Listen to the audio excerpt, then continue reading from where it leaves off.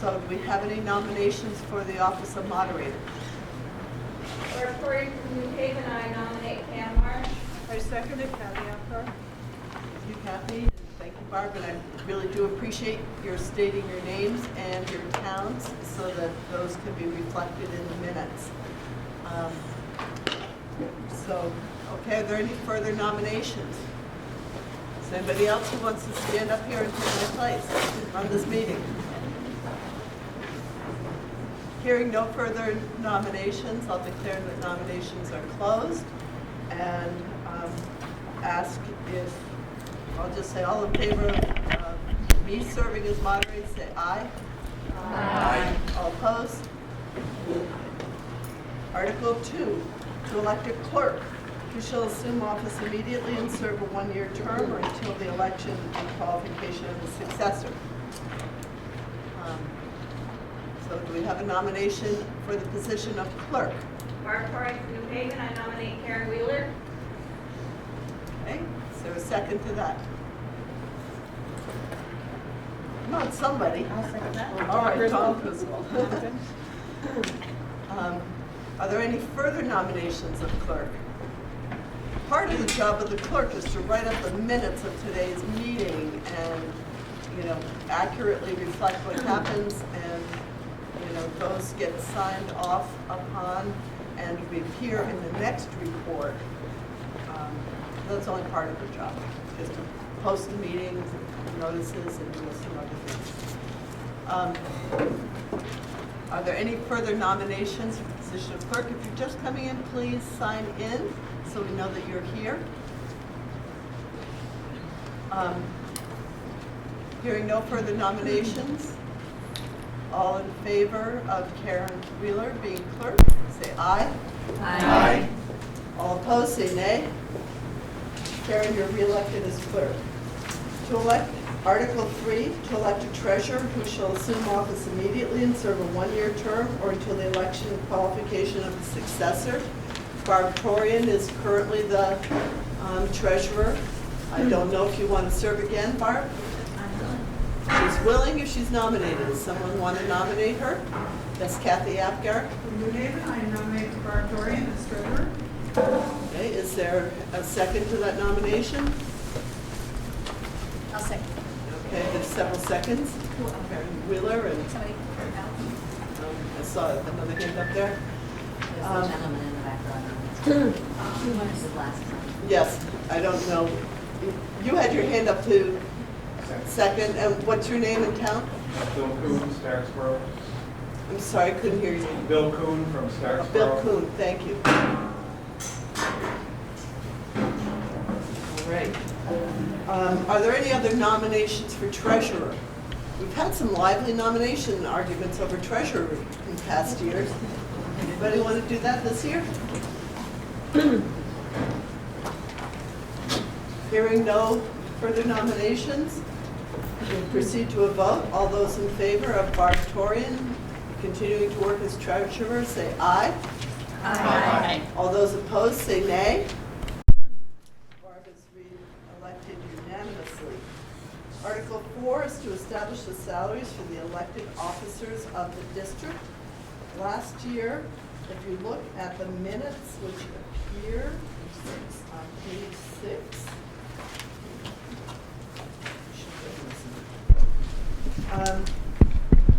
the officers, let's see, we ended up with the clerk, the clerk being paid $1,200 a year, the treasurer, yes, the treasurer ended up with $7,200 a year.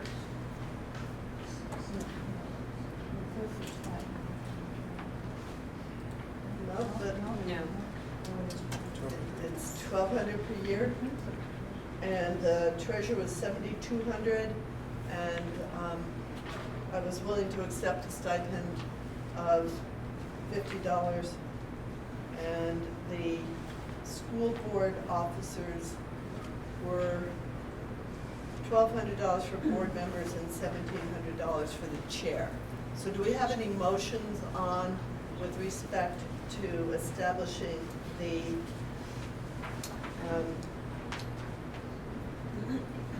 salaries for the school elected officers of the district. And I could take them one by one, if you want, or in groups.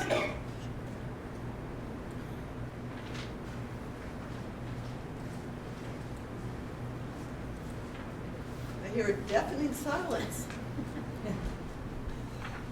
Yes, Kathy? I would make the motion that After.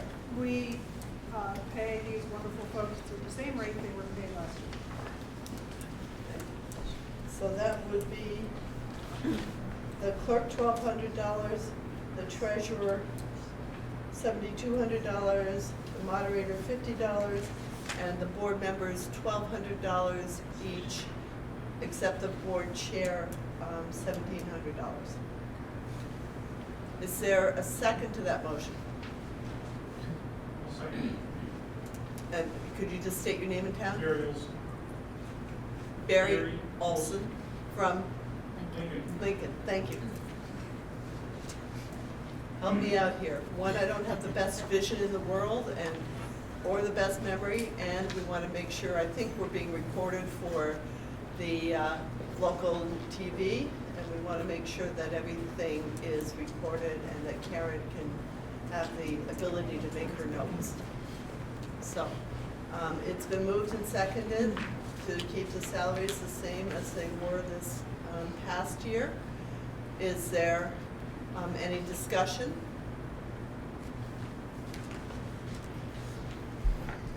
Yes, Kathy? Madam Moderator, I'm just curious as to where that expenditure shows up in the overall budget. What line item does that come out of? Somebody address that? I couldn't give you the specific line item, but it's in under the cost of the board. What page am I at? That is not you don't have the detailed budget in the annual report. There's about 1,200 lines in our combined budget.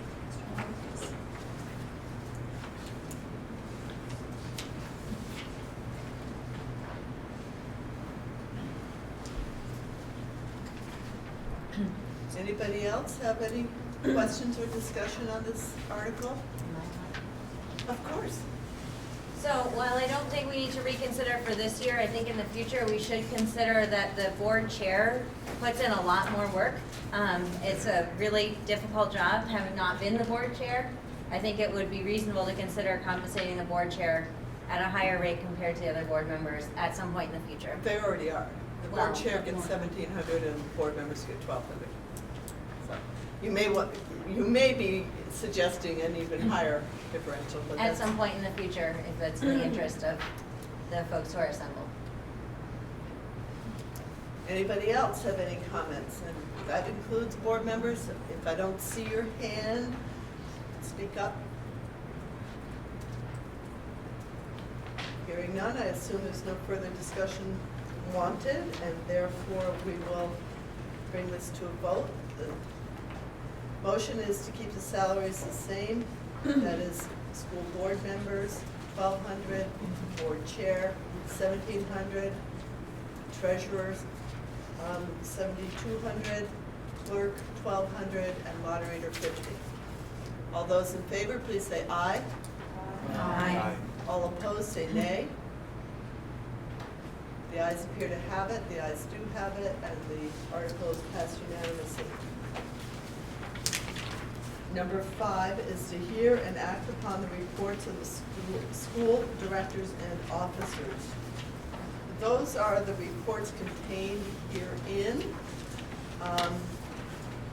And I gather that there is a slideshow, because the slides are contained herein, if people want to see that either now or as part of the budget discussion. Is there a motion to adopt the reports of the school district officers?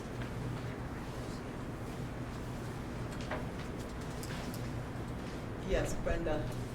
Well, I'll put it this way then. I was going to ask a different question, but I move that we reject the report because it says that it has a proposed 1920 budget, And I cannot find a proper budget in here anywhere. So because there is no budget in here, I suggest that we reject the report. Okay, so we have a motion to reject the reports of the school district officers. Is there a second to that motion? That's from Brenda Tilburg of Bristol. Yes, Kathy? I would second that motion. Kathy Apgar, New Haven, seconds that motion. Okay, is there discussion on that motion? Brenda? I don't understand how we can vote on a budget if it is not included. There is a very general listing among what seems to be the slides on a slideshow. I think there is an expenditure change, expenditure breakdown, but these are very general. If I look on page 27, I cannot find a more detailed budget anywhere.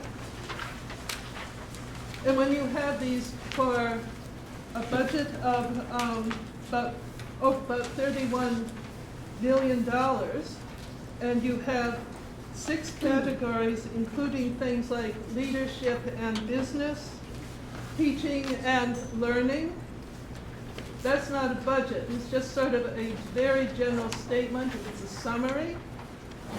If I did a budget saying living expenses and other, it'd be the same sort of thing. So I would like a budget if it's supposed to have a budget in it. Is there, yes, sir. Herb Olson from Starksville. Hi, Herb. I haven't seen you in a long time. I know. So Brenda has, I think, a very good point around, and I think what she's remembering is how budgets used to be presented in terms of the detail, the kind of detail that was put in it. And I think now that we've gone to a unified district, it's even more, in a sense, it's more important because you can see what the general numbers are for the district, but let's say you had a kid at Robinson School. You really don't have much of an idea about how the budget's changed, what programs changed, what's being done, are there staff being increased in Robinson or decreased? I'm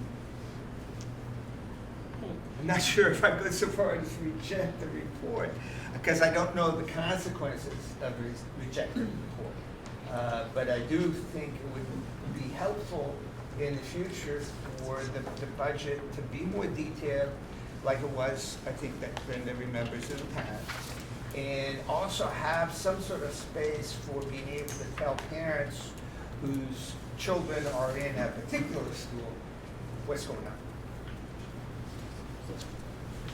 Is there anybody on the school board or Patrick that would like to respond to that or point out in the report where there is a full budget?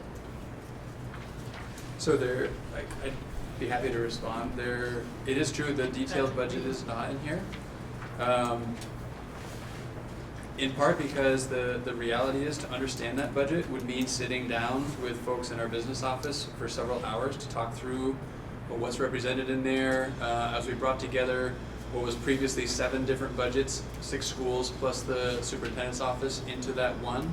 And things that existed in one place now exist in a different place. So it's not as easy as tracking from year to year to see how lines have shifted. That doesn't necessarily paint an accurate picture of where money is being spent differently than it has been in the past. So there's 60 some pages of many lines per page that we have to walk through to tell that story, to give the information that I think you're seeking in having that detailed budget. So to just present 65 pages of many lines per page and say, here's the story that is the budget, didn't seem tremendously useful. It was more misleading than providing clarity and useful information. Yes. Deb Mager, Rickman Monkton. Mager? I have to say that one of the things I was excited about the fact that it was going to be a whole group thing. I was looking forward to actually a better breakdown of the monies, including the superintendent's office, instead of seeing the general thing from each school. I mean, I used to be mortified that my salary was posted in the Moncton and the Bristol books. There's my salary, when they written my art teacher at Bristol, just at Bristol. And, but at the same time, I think I actually opened this up to look through that to find something out. And I was like, wait, there's less information in here. And I was quite surprised. I was actually looking forward to finding more information consolidated right there in front of me. Yes, Nancy Cornell from, Nancy Cornell from Starksboro. I just wanted to, I gather the full board has reviewed a detailed budget. Is that the case? the board respond to that? Has the whole board reviewed the detailed budget, is your question?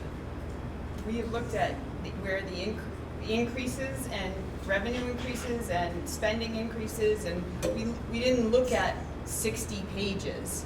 We looked at where there was added money in the budget. So we didn't go line by line, and we haven't gone line by line for many years. We look at what our priorities are, and are we investing in the budget to get to our priorities? Yes, in the back there. Courtney Penser from Bristol. Can you stand up so we can hear you in the front? Thank you. Courtney Penser, Bristol.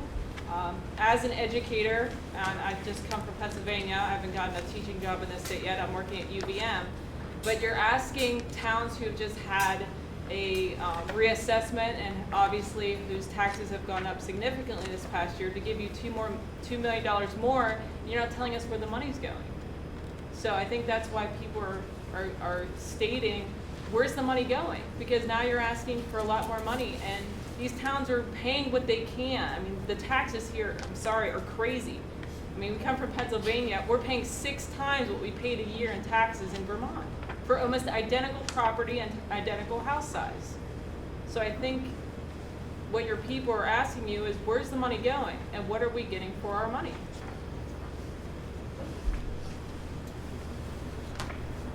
Yes, Tim. Tim From Bowden, New Haven. New Haven. I just wanted to clarify something. If the report gets rejected, what's the next step? I have no idea. Does anybody on the board know?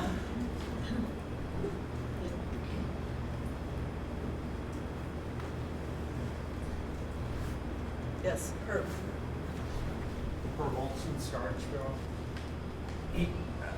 I don't know the answer. I don't know the answer to that question, but Pam, the articles are broken down individually, Right. and there isn't anything on the face of the article, this article, for example, that would affect eventually, a vote on the budget.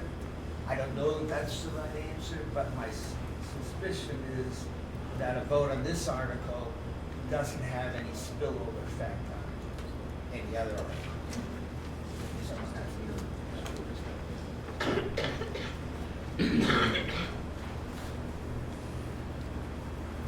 Yes, in the back there.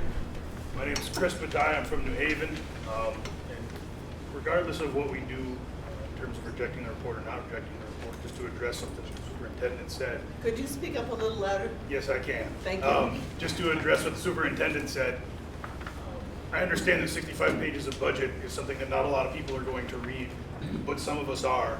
And certainly if there's a story to be told, there's plenty of room in here to put it at the beginning or the end. So in the future, I'd really like to see that.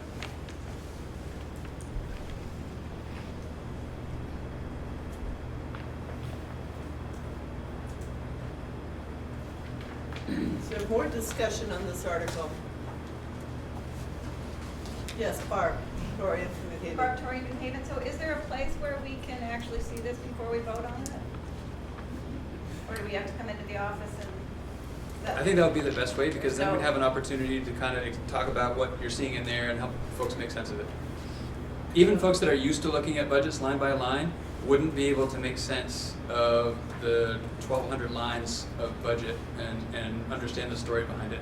Even where you see discrepancies line by line from one year to the next, It could be coding, like, so we'd have to talk through those discrepancies, which is honestly what I've done with our CFO and his business team for hours and hours on end, to be able to put that information in a summary that might make sense to the general public in preparing for the budget vote. Caleb, Elder next. We have had some presentations at recent board meetings that speak to a kind of high-level summary of what's changing year over year. So there was a mention of the $2 million. Patrick has presented us with a breakdown of the $1.918 million increase. And so I don't know if that, maybe that's not in the book, Patrick, but it is. Page 26.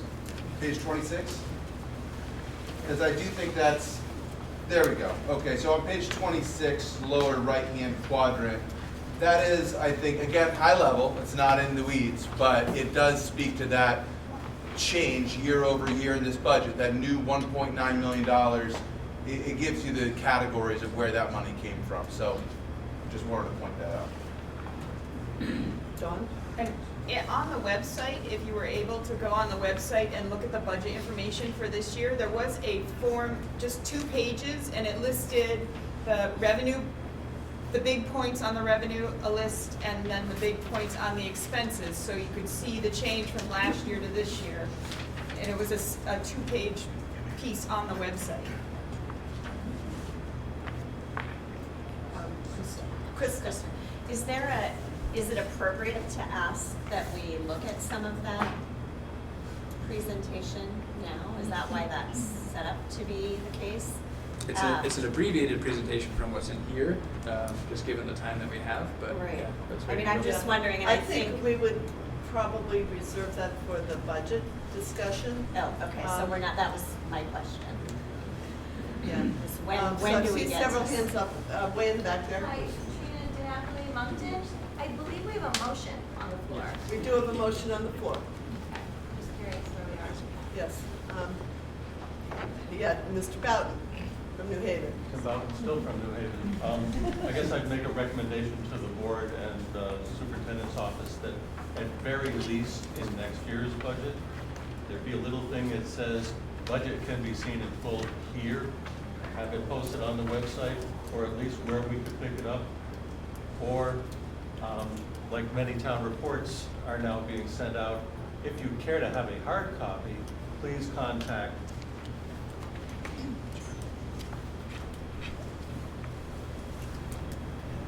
Yes, Mr. Olson. One last suggestion, and I mentioned before, I think parents would, I think parents would like, parent a long time ago, but would like to know how the budget, the overall budget affects the particular school that the kid is going to. You know, there are district issues, obviously, but then I think it'd be helpful, again, in the future, for some sort of information about how the particular budget impacts the particular school that the kid is going to. Mr. Olson, I would suggest that you are still a parent, even if your kids have grown up. Is there further discussion on this article? With the motion pending is to reject the school district director reports. Can you clarify that? Can you say that again? The motion is that we reject the school district director reports. That's not complete. I think I said reject this report because it does not contain what? A detailed budget. Because it does not contain a detailed budget. Or something similar.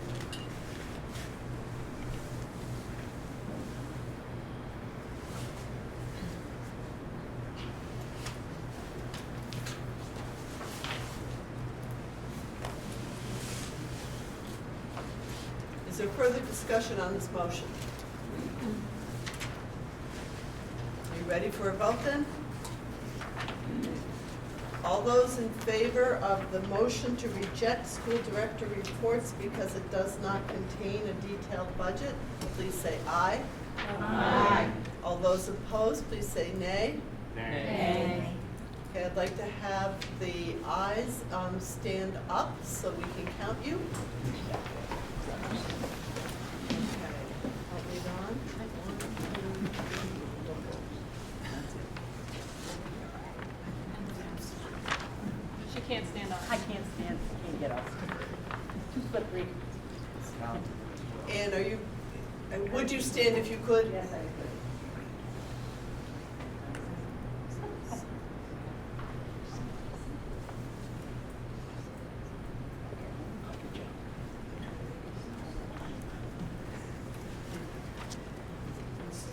One more time, please stay standing.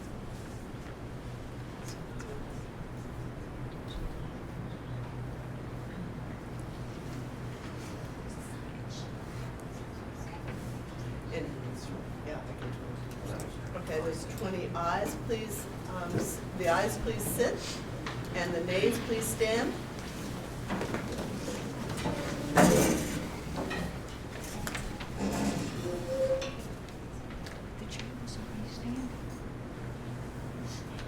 Susan, you're standing? Okay.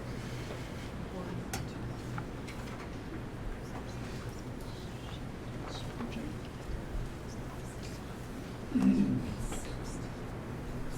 I'm not voting.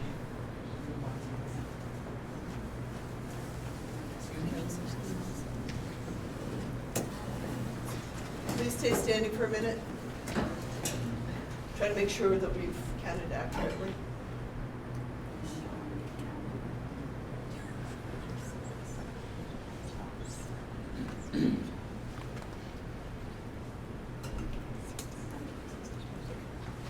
May be seated. The motion is carried by a vote of 20 in favor to 16 against.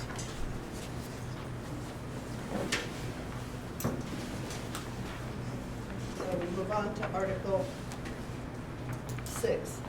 To authorize the district school board of directors to borrow money by the issuance of bonds not in excess of anticipated revenues for the fiscal year of 2019 to 2020 per 16 VSA, section 562, subsection 9. In other words, until the taxes come in, can the board borrow money to pay the budget? Is there a motion? So moved for Olson Starks. Okay. Second, Mark Rickner, Moncton. Okay. Is there discussion on Article 6?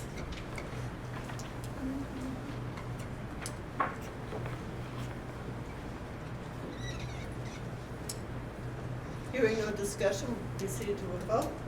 It has been moved that the board be authorized to borrow money for the issuance of bonds or notes not in excess of anticipated revenues for the fiscal year 2019-2020 per 16 VSA, section 562, section 9.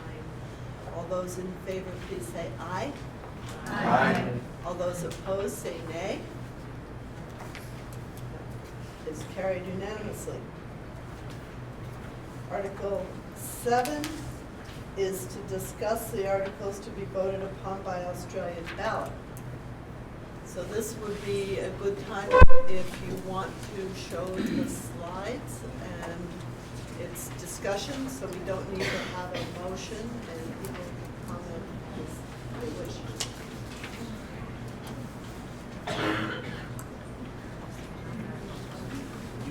Is there a way to turn down the light so people can actually see the slides?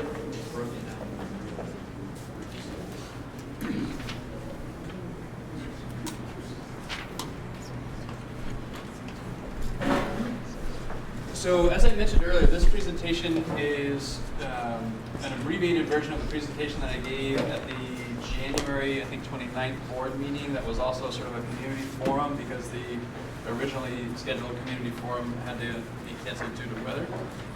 So every slide that you're going to see here is in the annual report that you have, but there are slides in your annual report that we're not going to go over here, just given the time that we have. That was about an hour and a half that we spent at that presentation, and the recommendation was to kind of pare that down a little bit for tonight's information. Let me just interrupt Patrick for just a moment. If you have questions that arise, if you have questions that arise during the presentation, please raise your hands and we'll try to take those questions as the presentation is going on. I'm sorry that the water cooler went off when I got my glass of water, and good, it has ceased. Go ahead, Patrick.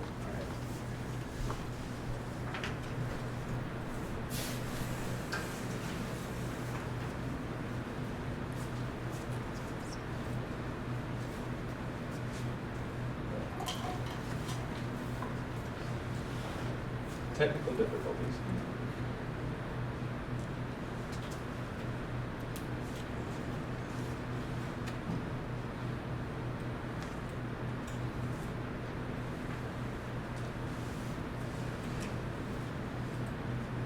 There you go. See if it comes to life here for me.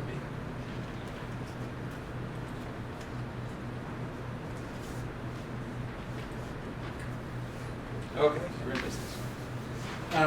So I wanted to start actually by going back to the December board meeting when the board really sort of gave me a target as superintendent to hit in building the budget for FY20.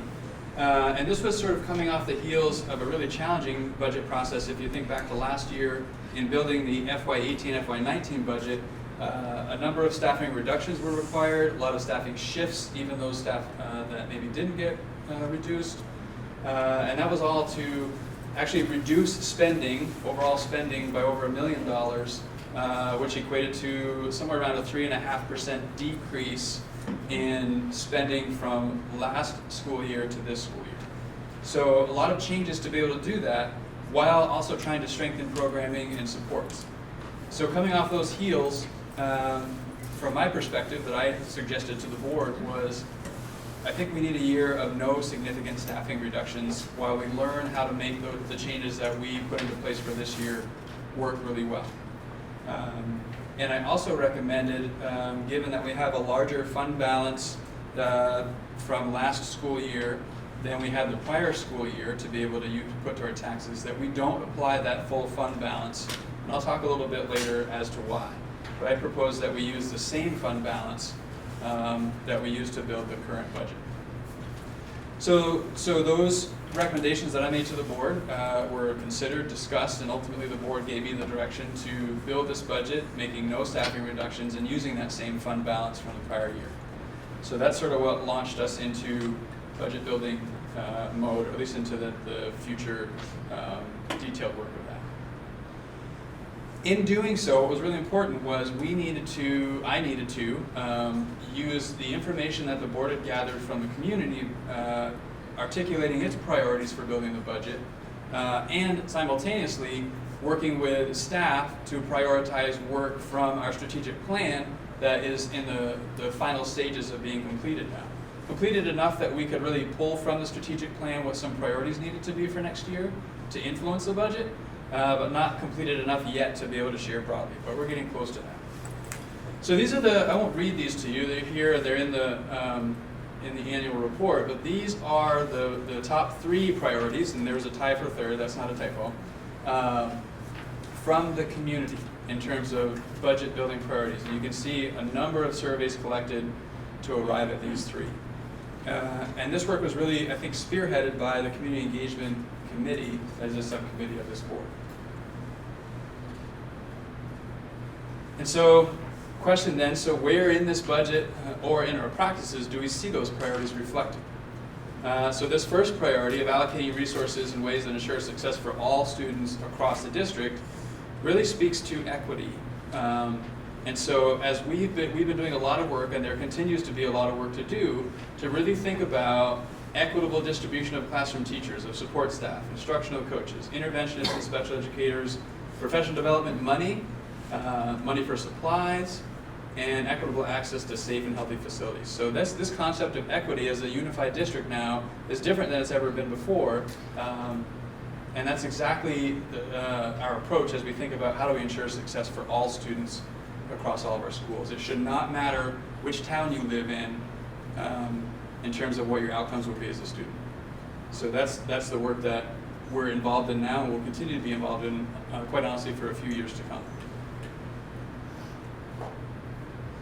So priority 2 from the district, really focusing on creating cost savings through better collaboration across schools and efficiencies through shared purchasing, etc.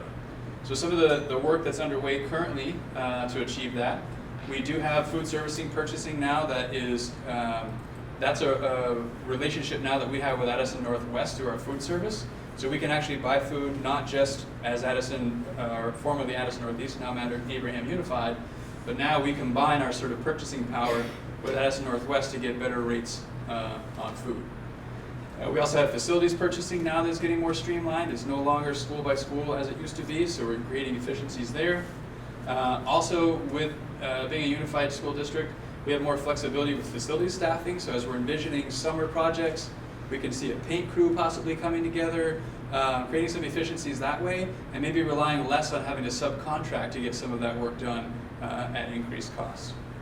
We do have some audit savings from being a unified school district. So one audit, though it's a bigger budget, has saved us money from doing multiple audits. And there are reduced Board of Education costs as well. So these are efficiencies that we realize now related to priority number 2. And we continue to look for these opportunities as a unified district that we haven't been taking advantage of before.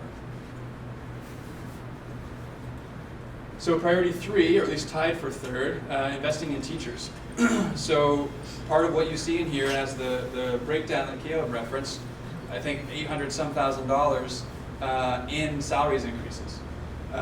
So we do offer a competitive benefits package. When you look at surrounding districts, I think that's a good thing. I think we should continue to do that. We also, there's a thinking about practices now. We didn't add money for summer curriculum work. We didn't add money for professional development. We didn't add money for any of that work. Our approach is going to be, because we're, as you clearly see with their spending, we're not in a position of adding money in places that we don't feel we need to add money. But what we can do is really focus the way in which we spend our money and spend our time on our priority areas.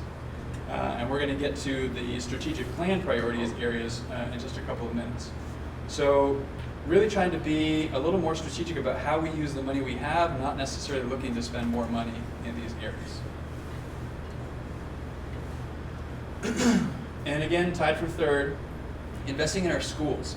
So given that we had sort of investing in teachers and their development, I interpreted this investing in our schools to really be more about the physical plant. And so here we have investing in focusing training for staff, so getting more training for folks that work in our facilities to find efficiencies and really improve outcomes. But also making sure that we have sufficient money allocated. So almost $500,000 for repairs and maintenance and supplies, equipment, furniture. We have debt service still that we're carrying for a couple of our schools. Most of that debt service is from the construction project at Lincoln several years ago now. We've maintained that $1 million in construction services. If you've read the paper recently, you can get a sense of why we need to keep substantial money in the budget to be able to address issues that arise, but hopefully even to be proactive about addressing some things. And we have what was previously a half-time groundskeeper is now a full-time groundskeeper. That's new this year, so it's not new for FY20, but it is new this year. Trying to have our facilities represent the important work that's happening within them, I think is critical. And that's part of the reason why you see these funds here, in particular construction services and that full-time grounds person. And I'm sort of big on first impressions. I think when you walk up to the building, seeing things looking well manicured, trash cleaned up, I think sets an expectation again for what's going on inside the building. So that was the interest in that full-time groundskeeper position. So those are community priorities that were established through, there was a community forum a while back, and then surveys kind of trickled in, or even more than trickled, they came in rapidly for a while to help set these priorities. In addition to that, I've been talking about some of the strategic plan priorities. So this strategic planning process is now 2.5 years in. It's involved about 50 community members, students, staff, teachers, principals, board members, a really broad representation of folks involved. Some still involved if they're on the steering committee, really kind of bringing this plan to completion. And so this fall, working with teachers, looking at the draft strategic plan, really thinking about from that strategic plan, what are the 1 or 2 or 3 priorities that we need to really establish for the following school year, for building next year's budget. Knowing we don't have lots of money to be adding because we're already going to be at a spending challenge, what were those priorities? And so this is one of the priorities. So under the social, emotional, and physical development goal, this priority that all students develop their social, emotional, and physical well-being, and specifically that they can effectively apply the knowledge, attitudes, and skills to understand and manage their emotions, set and achieve positive goals, feel and show empathy for others, establish and maintain positive relationships, and make responsible decisions. That's one of our 2 strategic plan priorities for next year.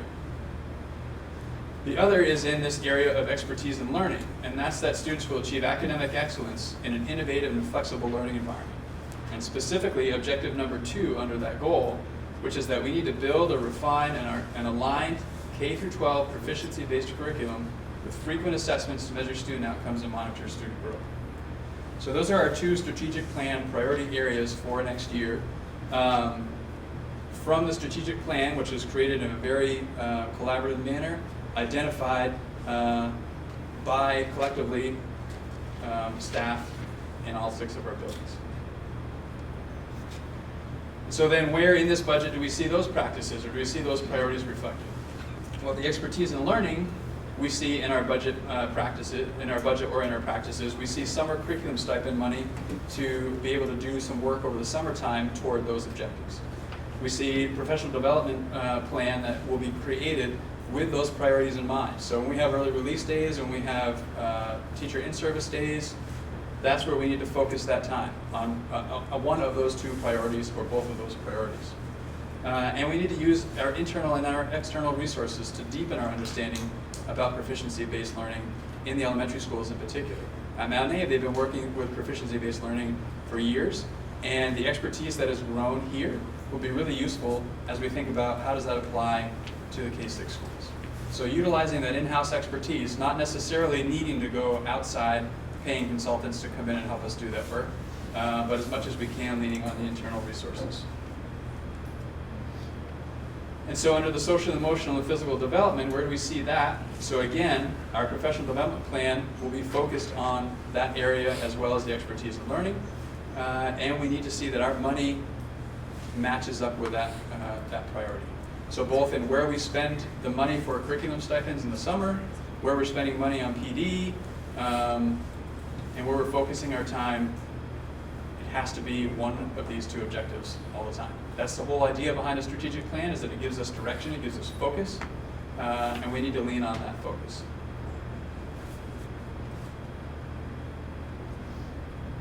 Okay, I'm going to stop there for a minute. That's a lot to digest already. Are there any questions at this point? Or comments? Yes, I'm sorry. Hi, sorry, we're in the back there. Hi, Mara Donnelly from Bristol. I just wanted to ask a question, it's a lot of topics. So this strategic plan is still in process? Is that Correct. correct? Oh, okay, I just wasn't sure if there was a place to see it fully fleshed out yet, but It's- I understand. It's we're close. getting there. Okay, thank you. Yes, Mr. Olson. Olson, Star Expo. So, I guess it's for the board, in terms of the strategic plan, is the board going to have an opportunity to review and adopt the plan and the strategic plan, and also we haven't seen the plan. Will the community have an opportunity to comment on the plan before it's adopted? Dawn, can you answer that? I think so. So we have been receiving updates as it goes along, and I believe we even actually saw what the staff saw on the in-service. I think we've had that, so we've seen parts of it. There are a couple of board members that sit on it, so we do have a part in it, but it really is being led by Patrick with our goals in mind and what he's hearing from all the students, the teachers, so I'm not sure what our process is, whether we adopt or we sort of give it a blessing, but we get reports monthly on, what's happening. The second part of that question was community input into the process. I don't know whether Patrick, is that for you? Yeah, I'm happy to answer that, and I might tag a little bit onto what Don said, if that's okay too. When I think about it from a policy governance perspective, and sort of the structure of the building of the plan, so the board sets policy. So vision, mission, ends policy, all created by the board. So the board owns that, and they charge me as superintendent to achieve those ends without violating the executive limitations. That's basically how policy governance works, and we operate on policy governance. So the method by which I've chosen to achieve the ends policy as set out by the board and the vision and the mission was through this really collaborative process that is strategic planning, which involved community input from the very beginning, and staff input, the range of folks that I mentioned earlier involved in creating this plan, to lay out the way in which we get to where we want to be as described in the ends, and the interpretation of the ends, and what we collect for data in the ends monitoring report. Now the opportunity for the community feedback, so that's part of the work of the Strategic Plan Steering Committee now, is thinking about who's our audience, what do we share, to what level of detail, what kind of input do we want, or feedback do we want. So those conversations are ongoing in the steering committee, which is the sort of last remaining group that's charged with bringing this plan to completion. By design, that steering committee had, I think, 12 people on it: students, board members, community members, support staff, professional staff, etc., to have those perspectives represented at the table in those conversations. The fatigue is setting in because we're 2.5 years in, so that committee doesn't look like it did when it started 2 years ago, but that's the intent. And I was just going to add that I'm one of the board members on the steering committee, so I've had the opportunity, along with Don, to really look up and close and personal to the strategic plan. One thing I'm really excited about for the board is that this will help us better evaluate how things are going moving forward. So when we see our ends report, we are often asking, can we have better measures of these outcomes? Can we have a better sense of where we're starting from, where we are now, and where we hope to be in 5 years? And I think that will hopefully be one of the big outcomes that the board will benefit from this strategic plan. And we can be sharing that back to the community to say, this is the sort of the guide point. Here's how we're doing against what's already been established. Any other, yes? Do you happen to get data that shows that proficiency-based learning is working at a higher level education, like when kids go to college? I don't know that I can speak to the data that we're seeing in the post-secondary. I'd have to look for that.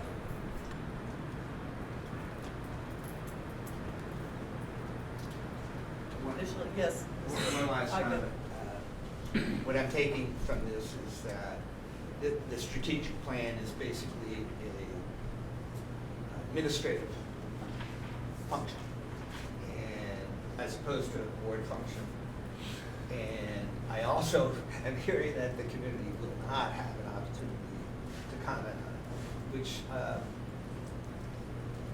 I think is unfortunate. I mean, I'm very interested in what it is really going to be a blueprint, it sounds like, for the schools. The details are important. I look forward to seeing it. I wish that the community had an opportunity to comment. Yes, Nancy Cornell. I just would ask everyone to speak up a little. I don't think it's my aging that is making it hard to hear, but it could be that. There's a fan or something here, and it makes it a little bit hard to hear, not only the people in the audience, but also the people on the board and Patrick. I'm going to try shutting these doors because I think we're also getting some noise from I'm assuming it's a basketball game. Our #1 ranked Mount Airy girls basketball team, just down the hall. First home way up.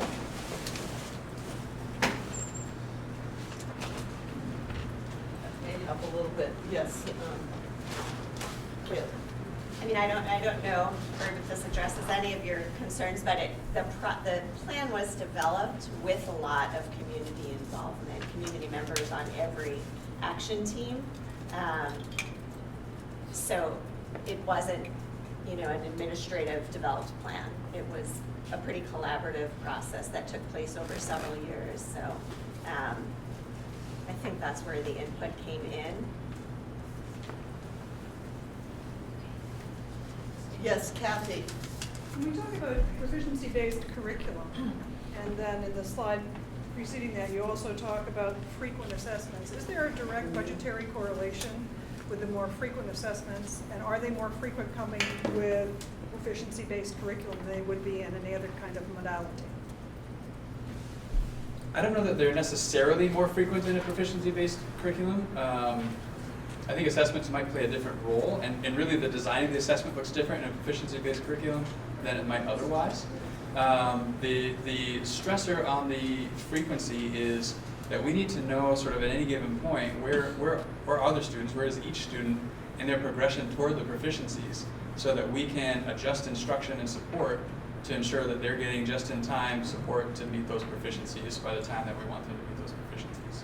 That's the whole idea behind the frequent assessment, so that lengthy periods of time don't pass before we're checking to see that students are progressing at the rate we want to see them progress. So I don't think there's a budgetary component to that, no. This doesn't mean more SBAC testing, it doesn't mean more of that. Those frequent sort of assessments, thinking more a combination of assessments like the SBAC that we already do, but also more locally developed common formative assessments that help sort of keep tabs along the way. Yeah, I guess the only budgetary impact there might be if that's part of our work is creating some of these more common formative assessments, we may spend some of that money already budgeted for summer curriculum on that target area. Yes. Mark Rickner, Moncton. So I hear the word assessment.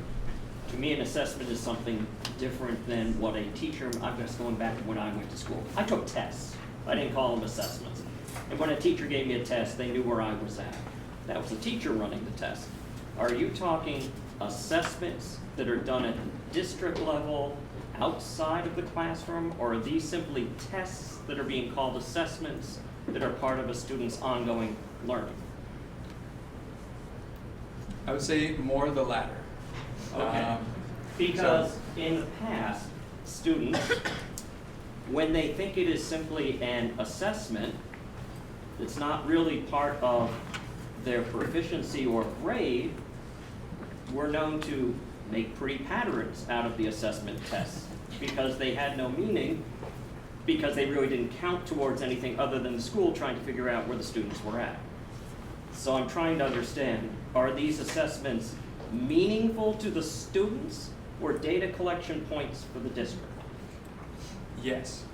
So they are meaningful towards their grade, towards their proficiency. Yes. Okay. So that's the idea. We're going to assess where are you relative to where we want you to be and what you know and can do. And if you don't demonstrate that you're where we want you to be, then we need to think about what kind of supports do we need to put in place for you. So they are both of those two things that you just described. Perfect. Thank you. Any further questions or discussions at this point? Or should we let Patrick proceed? Go ahead, Patrick. So this is just a quick look at our enrollment over the past several years and kind of projecting out. Again, as we project out, the further out we're projecting, the less confident I am in the numbers. But I share this simply to highlight we see, and looks like in the foreseeable future, there's still a downward trend in enrollment, which impacts budget, right? So budgets are now built largely based on cost per equalized pupil. That's a figure that you see on the ballot when you go to polls. Really important piece of information now, didn't used to be a number of years ago. Our reality is we're declining in enrollment.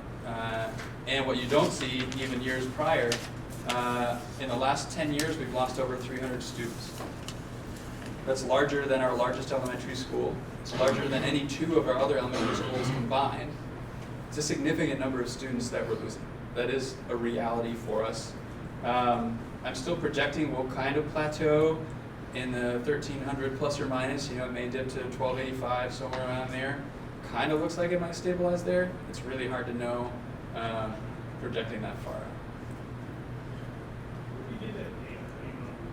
So this is looking at just sort of historical trends, what seems to be the pattern in terms of incoming kindergarten classes and how many seniors are we graduating. So there's a lot of variability there, hard to know in any given year how many students are going to move in district that aren't accounted for there or might move out of district. This is really just sort of looking at incoming kindergarten patterns and our graduating seniors.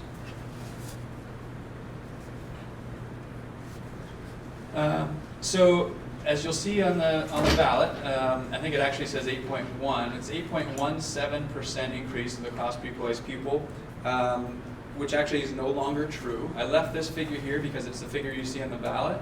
At the time of this board presentation, so this is January 29th, this was the last opportunity, and it was very late in the game for the board to adopt a budget.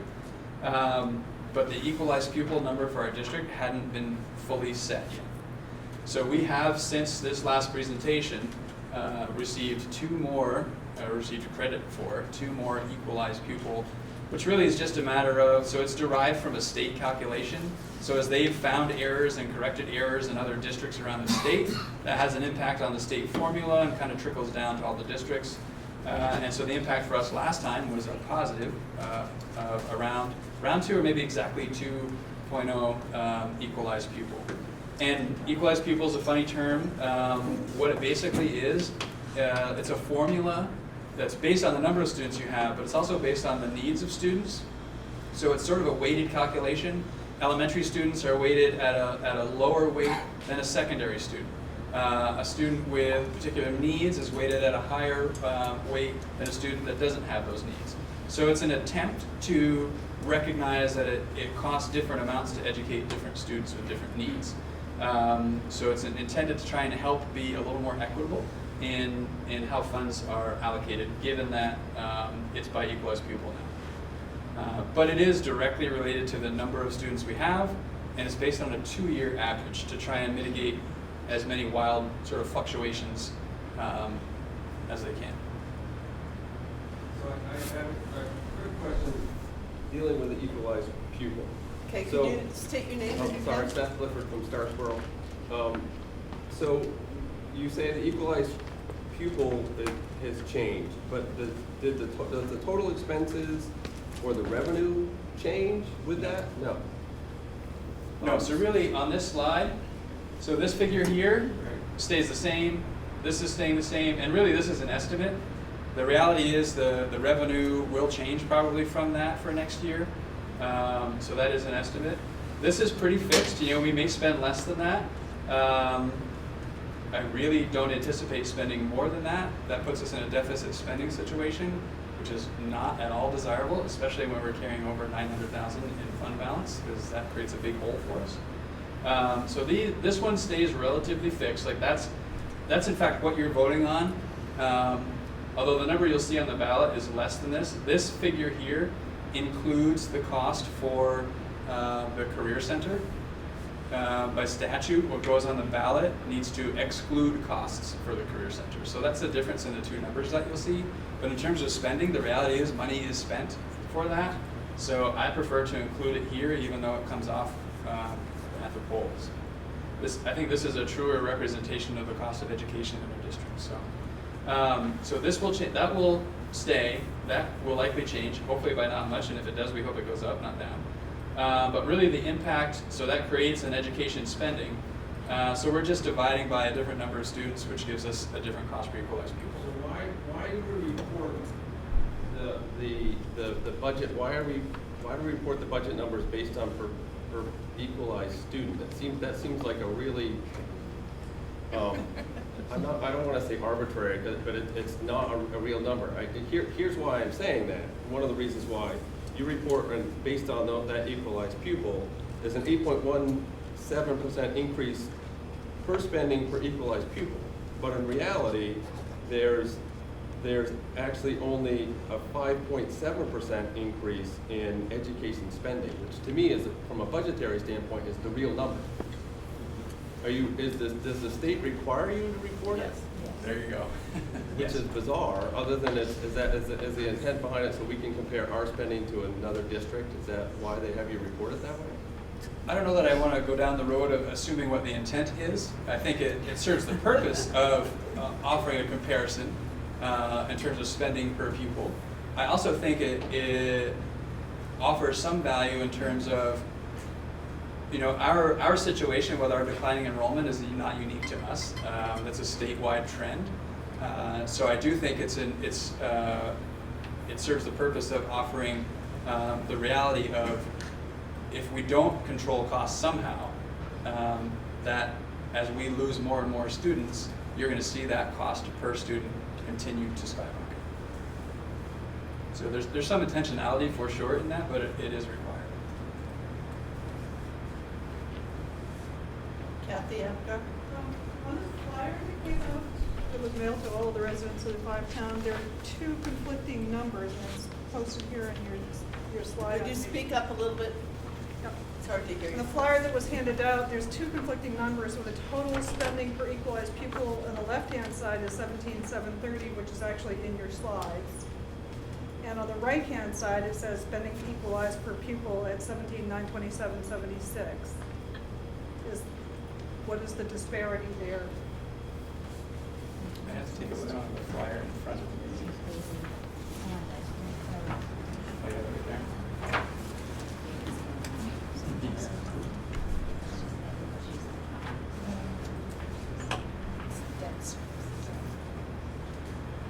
Right, so that may be our CFO's here. Howard, is that the? Wait a second, before Howard can Sorry. speak, unless he's moved into the district, we have to have a motion to allow him to speak. So moved. Is there a second? So the motion's made to allow Howard Mansfield to speak, even though he's from outside the district. It's been made, seconded. All those in favor, please say aye. Aye. All those opposed, say nay. Howard, you may answer the question if you can. The only thing I can think of is a typo. Please stand up and speak loudly. The only thing I can think of is it was a typo that went into this, because it should reflect what's under Patrick's slide. I was thinking it might be the Career Center difference.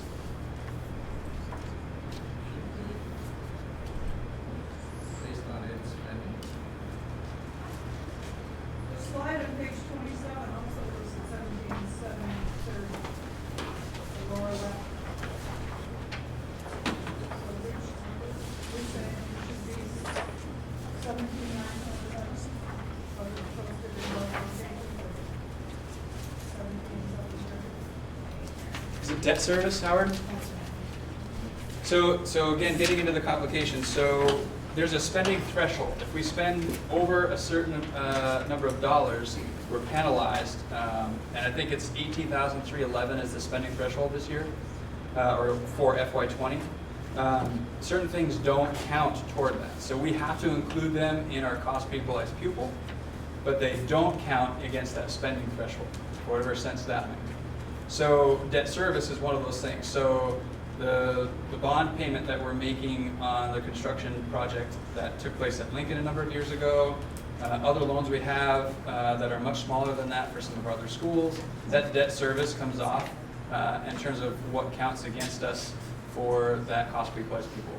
That number actually, if you think back to the debt service that I mentioned earlier, or that was in the other slide, debt service was $200-something thousand.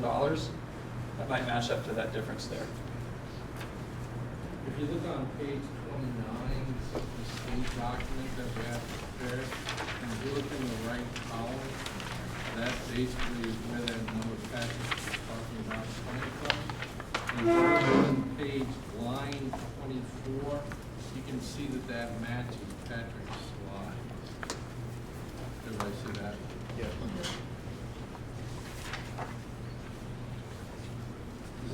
required to put in the town reports. So, and we only have 1 year because that's all we've existed. Usually this is a 3-year comparison, but it's only.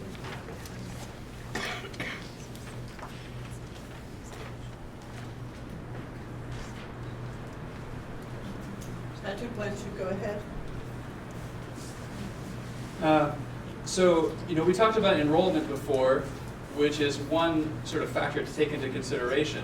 But really in terms of the cost per equalized pupil, this is the significant factor. You can see from FY17 to 18, a drop in 58, which again, this is a 2-year average, so that's intended to help mitigate. Otherwise, I think that number would be larger.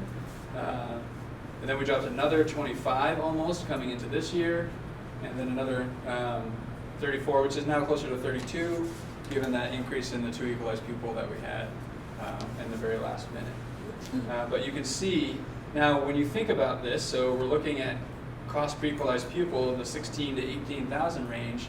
When you look at the number of equalized pupil we've lost in the last 3 years, and multiply that by 16, 17, 18,000, it has an impact, right, in terms of what would have to be done for spending to remain pretty flat.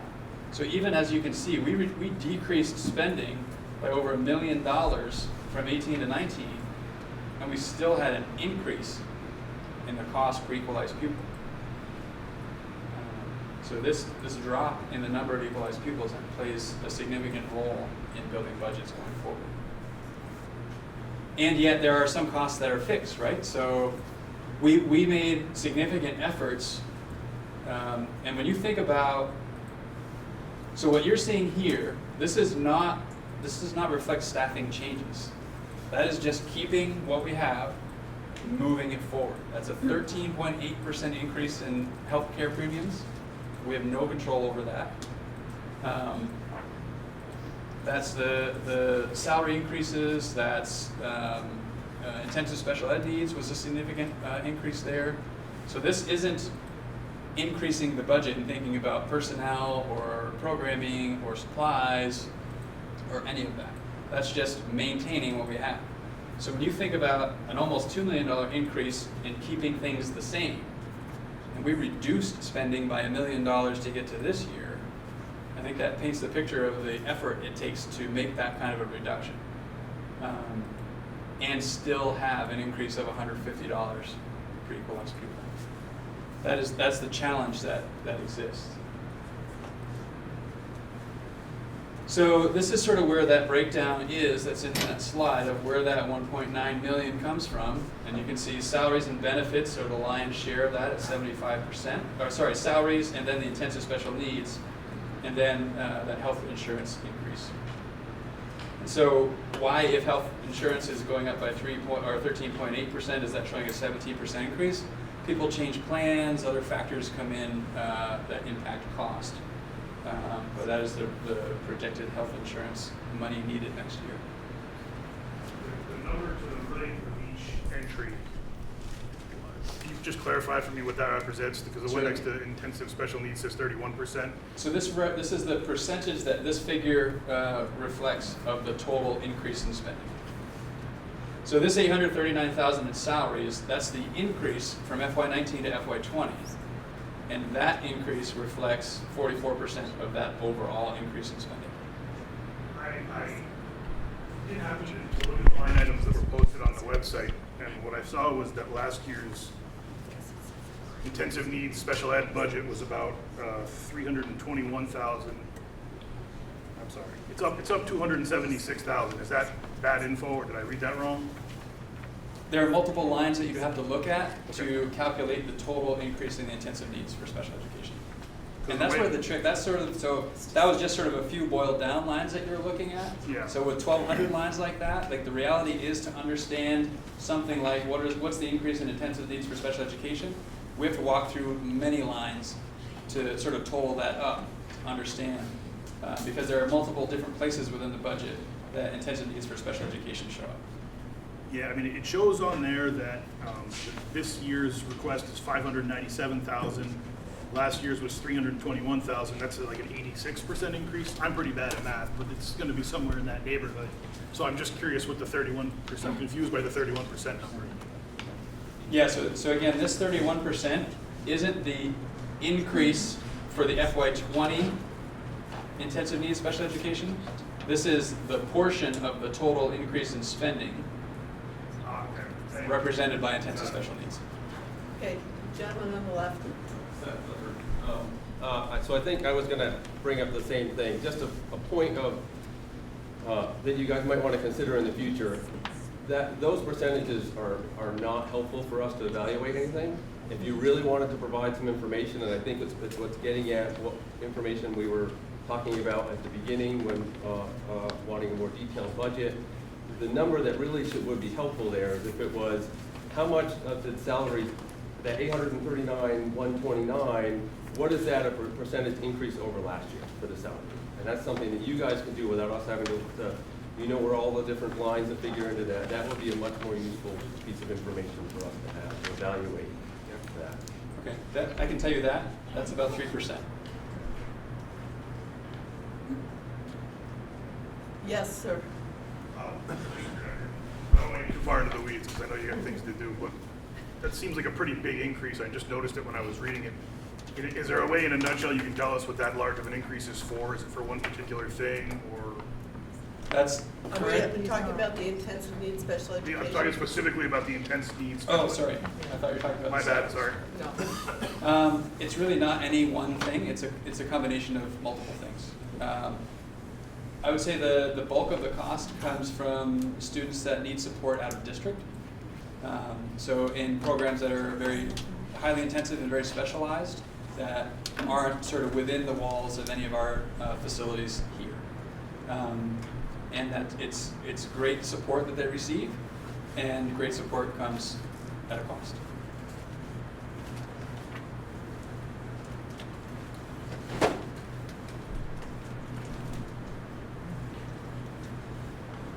So this is another look at sort of the breakdown of expenses. So this is taking our total expenses and looking at them in categories. So trying to put them into categories that I think a lot of people kind of wrap their heads around, that can make some sense at a high level.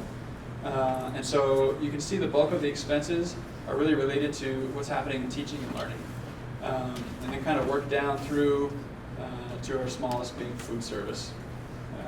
And just these percentages over here, so this percentage reflects the percentage that this spending is of total spending. So 52.8% of our total spending is spent in the area of teaching and learning. So that includes salaries for people that are that support the instruction of students. That is many supplies, things of that nature that are directly related to the teaching and learning happening in classrooms. Student support services is primarily special education. Leadership and business would be office of the principal, office of the superintendent, fiscal services, board expenses, all those things are sort of the costs associated with operating the organization. Facilities obviously is our school buildings and the needs there. Transportation, that's getting kids to and from school. And then food services, what it costs to feed students. Patrick, I'm going to make a suggestion, just based on looking at the time, that we move on to whatever your presentation with respect to the, that would be Article 10, the Capital Reserve Fund. Yep. So this is just and again, it's in your slide, in your presentation, in your packet there. This is just a graphic representation of that same information. You can see here the impact on taxes. This shows impact on taxes for the proposed budget. And now we're talking about the Capital Reserve Fund. So our fund balance, as a result of the audit from our budget for FY18, so that's the 17-18 school year, gives a fund balance of $1,519,000. That is a large sum of money. The past practice has been that the entire fund balance from the prior year is applied to offset taxes in building the budget for the following year. That practice makes sense if we believe we can sustain that fund balance to offset taxes. Because as soon as we can't sustain that fund balance going forward, it has the effect of creating a drop in revenue. So if we apply the full $1.5 million to FY20, that lowers the tax rate, and I'll show you in a minute how much it lowers the taxes. And let's say that this year we end up with a $500,000 fund balance. When we go to build FY21, we now have $1 million fund reduction, or revenue reduction, that we have to make up for with increased taxes or decreased spending. That's on top of any other inflationary factor that will happen. My fear is, if we applied the full 1.5 million to offset taxes for next year's budget, when we build FY21, we could be looking at close to a $2 million deficit that we have to overcome. And the impact of finding $2 million would be significant, to say the least. So that, to come back to that very first slide, that's why my recommendation to the board was, yes, we have this additional money that we could use to offset taxes, and it would help next year, and it really puts us in a very difficult spot for building FY21. My proposal was, let's use the same amount that we applied to build this year's budget, which I don't think we'll actually even end up with that much in a fund balance this year. Hard to know, we still have a good portion of the year left. But it's a much more conservative approach in building that following FY21 budget. And in addition to that, we have needs. We have facilities needs that well exceed the $1 million that we have in the budget to address. So putting that other $610,000 into a capital reserve fund would require voter approval to spend, and it gives us money that it's a fund that we can grow over time, so that depending on whatever happens with a bond down the road, we can actually tackle some of the bigger projects that need to be done that we can't do with $1 million we have in the annual budget. Not to mention any other surprises that may be waiting for us that we don't know about that may cost significant money. Again, if you read the paper, the mold issue, we don't yet know what that's going to cost. They have to continue to sort of tear walls apart to chase that mold. It's going to be significant money to be able to fix that. And so right now we're trying to sort of get a sense of what that might be and think about the money we have in the budget and utilize that. We don't have any other fund we can go to address those needs currently. This would help us with that as well. Yes, sir. Bill Kuhn from Starksboro. I have a question about the capital reserve fund. On the flyer that was mailed to everyone, it says the fund can be used in the future to help pay for unforeseen expenses or facility needs. Is it for emergency? You mentioned it would be approved by the voters. So I guess I'm confused how would we approve that expenditure if it's to be used for facility needs or unforeseen expenses during the year? And is it only for emergencies, and what would define an emergency? It wouldn't necessarily have to be for emergencies. We could be intentional about, we could have a goal in mind to make some change to a facility or anything else, really. It's not limited to using for facilities. That's sort of the most immediate real application, I think, of the money. So we could be intentional in building up that fund to get to a dollar amount to tackle a bigger project than what we can afford in the budget. Or an emergency could present itself and we need to act on that. In either case, either at a regular annual meeting like tonight's meeting, or at a special meeting that's warned, that's the process through which we would get voter approval to spend that money on the identified project. Yes, I see a hand. I don't see who it belongs to. Could you stand up because we can't hear you up front? Krista Clifford from Starksboro. So obviously the fund balance is in excess of revenue. Where did that revenue come from? Hundreds of lines.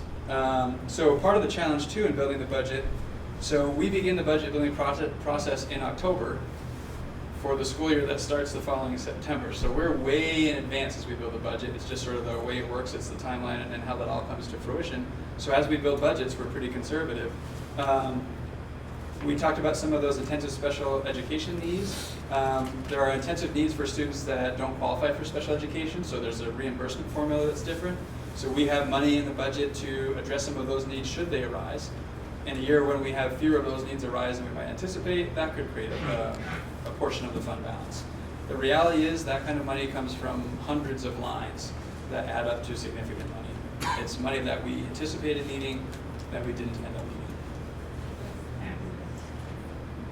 No doubt, that is money that came from taxes, and even if it's a change in grant funding or some of that revenue stream, that too usually comes from taxes. So in one way or shape or another, yes, it's all derived from taxes.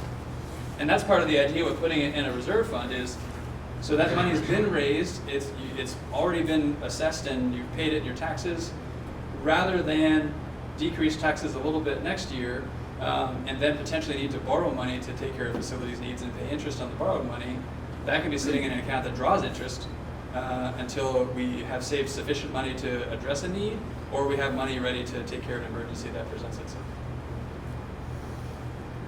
Yes, sir. Mark, you're Mountain. So with our simplified version of the budget here, which is fine to me at this point, where I'm seeing zeros, where you had a $78,000 for legal fees and you didn't use it, so it was zero expended. Is that what goes into that? Just like a very simple. Yes. If it wasn't used somewhere else, that 78 gets swept into this. Yep. So, and for this coming year, you've budgeted again another, I think, 78 or something, or it's several $1,000s less. Less, but which may or may not get used, which may or may not end up next year going into this. Exactly. So all those zeros offset by maybe some other increases end up making that. Right. Times 1,200 lines. Yes. Okay, yes, Barb, Torian. Artie Haven, can you just speak a little bit about what if that's voted down, what that might change or not change? Sure, so I can talk about sort of tax impact. So this is if we use the full fund balance. So this figure over here shows the difference between what's proposed, 900,000 of the fund balance being applied, and the full 1.5 million. So by town, that's the difference in terms of the change in the number of dollars paid per 100,000 of assessed value if you pay the full property value, taxes on the full property value of your house. So this is talking about less than half of the folks that pay taxes pay based on the full property value of their house. And income sensitivity applies to more than half. I forget what the percentage is, but it's greater than half. But so this is sort of a worst case scenario. That's the difference in the total dollars between the entire fund balance and the proposed fund balance. So that's sort of the dollar impact to a taxpayer. The impact to the district, a potential $2 million hole, $1 million of that coming potentially from the drop in revenue from this fund balance,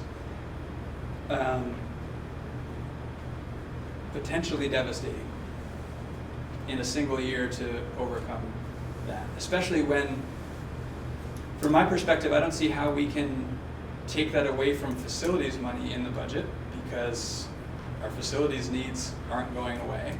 And whether we address them proactively or reactively, they're not much of an option but to address. There are very few places where my mind goes, like, we don't buy enough paper to save $1 million in paper. Where it goes is personnel.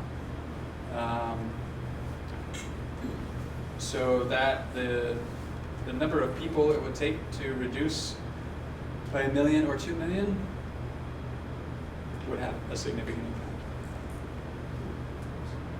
Yes. So Patrick, could you explain in terms of if this article is voted down, what happens? So if this article is voted down, by default, the entire fund balance is applied to offset taxes. It's actually, interestingly enough, so it's not often that we have two sort of ballots related to the budget going before voters. If I had to pick which one to fail, if one of them had to, I'd rather see the budget fail than see that reserve fund fail, because it will have less of a significant impact on our future. Nancy? So just to clarify, we're faced with an interesting choice. We could vote that fund balance article down, and our taxes would be lower. But the following year, we're likely to have a huge jump in our taxes. Or a huge reduction in expenses. Or a huge reduction in staff. Yes. Which I will say, these are all projections, right? Like we don't know even what next year's spending is going to be. So as we talk about building FY21, we have to kind of use our crystal ball a little bit. And as I look into my crystal ball, that is the concern that I have, exactly as you described it, Nancy. Okay, I've got a question over here first. Hi, Mardell from Bristol. I'm wondering how much that $1 million in debt service really is striking to me, and I'm wondering how much that factors into the decision-making here of what we're paying for that debt service versus what we would gain from having $600,000 in our capital fund instead of starting to pay off that debt service. Sure. Could you address that? Yeah, just one point of clarification, it's not really debt service, it's construction services. The significant difference there is debt service comes off of the penalty threshold for spending per equalized pupil. Construction services does not. So interestingly enough, that $1 million currently counts against our cost per equalized pupil relative to the threshold. If that $1 million were paying on a bond instead, that doesn't count against the spending threshold. Nevertheless, relative to your question, multiple conversations I would say have been had around that $1 million, and it's pretty easy to look at that and say, well, there, we could reduce $1 million right there. The reality is we probably don't reduce $1 million there because the needs that wouldn't be addressed may eventually present themselves anyway. And then we don't have the funds to address them. We might need to borrow money to be able to pay for it, and it ends up costing even more money than if we have funds in here to address it proactively. And it was actually the Mount Abraham High School Board, which no longer exists, that put that $1 million in there 3 years ago, I think it was, recognizing multiple failed attempts at a bond, and yet the building still has significant need. We can no longer have Plan A be a bond and Plan B be nothing. Plan B needs to be something that provides some substantial money. So that logic still exists in the $1 million as it lives on now in the MAUSD budget. Okay, several hands. In the back, did you? Yeah, with the vest. Oh, Courtney Pence or Bristol. So Really, the really loud because it's so hard to hear. The reassessment this past year with Bristol, that significant portion of our taxes that were increased this coming year went to the school. So you're asking for more money from Bristol, who has now significantly increased their taxes. Where does that play in a part into this money? So what you're talking about is the common level of appraisal. So when it's been a while since the town has reassessed, that common level of appraisal sort of decreases because what the town has your home valued at is likely to be less than what fair market value might be. And when you have a reappraisal or a reassessment in a town, it tries to bring what everyone's home value is closer to what fair market value would be, and that's where those percentages come in. So the ideal is 100%, because that is to suggest that your home value is worth what it might be valued at fair market. So that CLA tries to, it's an attempt to balance so that it isn't, as you're describing, where people from Bristol are paying so much more now because their houses just got reassessed. The reality is a higher percentage on your CLA has an effect of reducing your tax rate. So even though your home value may go way up, your tax rate may go down, so it doesn't necessarily translate into more dollars out of a Bristol taxpayer's pocket. In some cases it very well may, and in other cases it doesn't, but it isn't by a rule that that's how it works. Everybody I've spoken to regarding this past year has seen significant increase to their taxes, like most of my neighborhood. So I haven't seen it go the other way. Patrick, do you have, it's the slide that explains the CLA calculation, it's on page 27 in the book. I don't know if you have that one.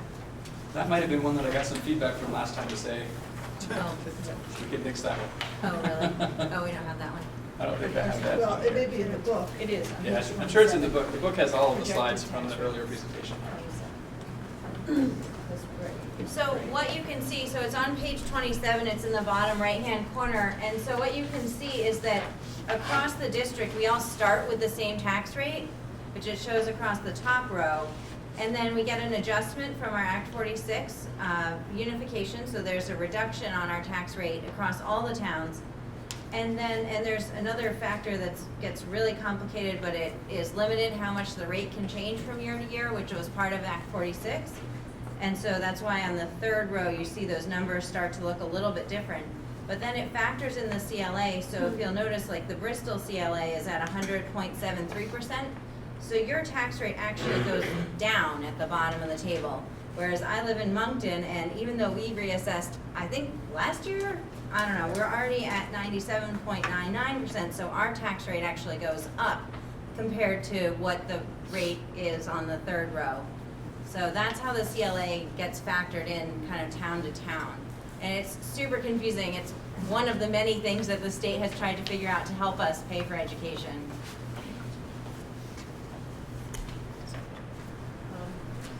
So, yeah, Herb, Yeah, I just wanted to say that Starksville for our town, municipal budget has had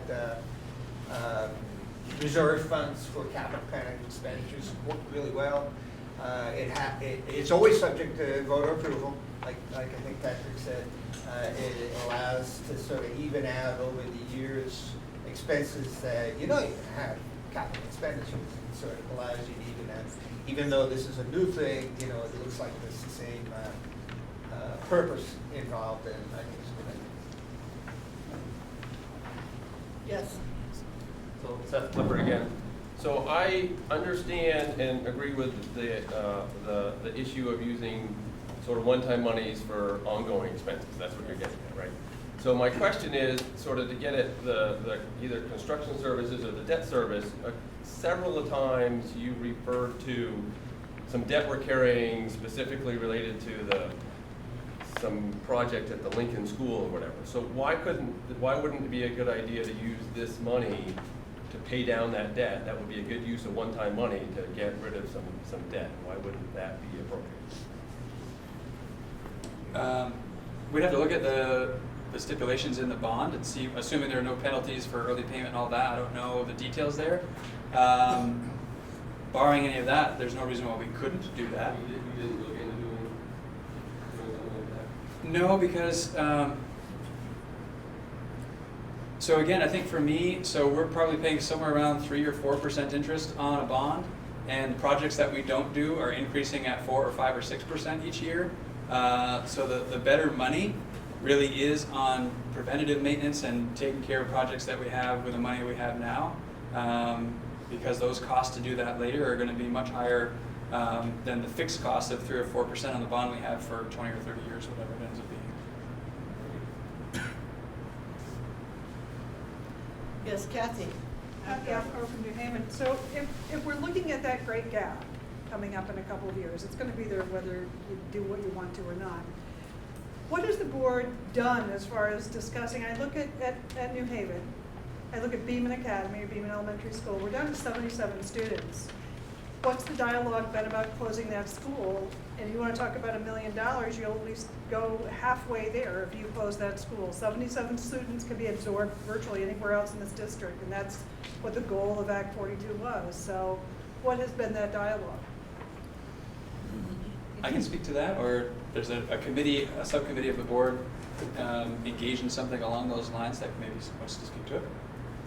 Is there somebody on the board who wants to speak to it? Dawn? Well, the first thing I would speak to is under Act 46, there is an article that doesn't allow us to just randomly close a school. We have to wait a number of years and then it has to be voted by the town. So it's really not in our hands at this point to take any action towards that.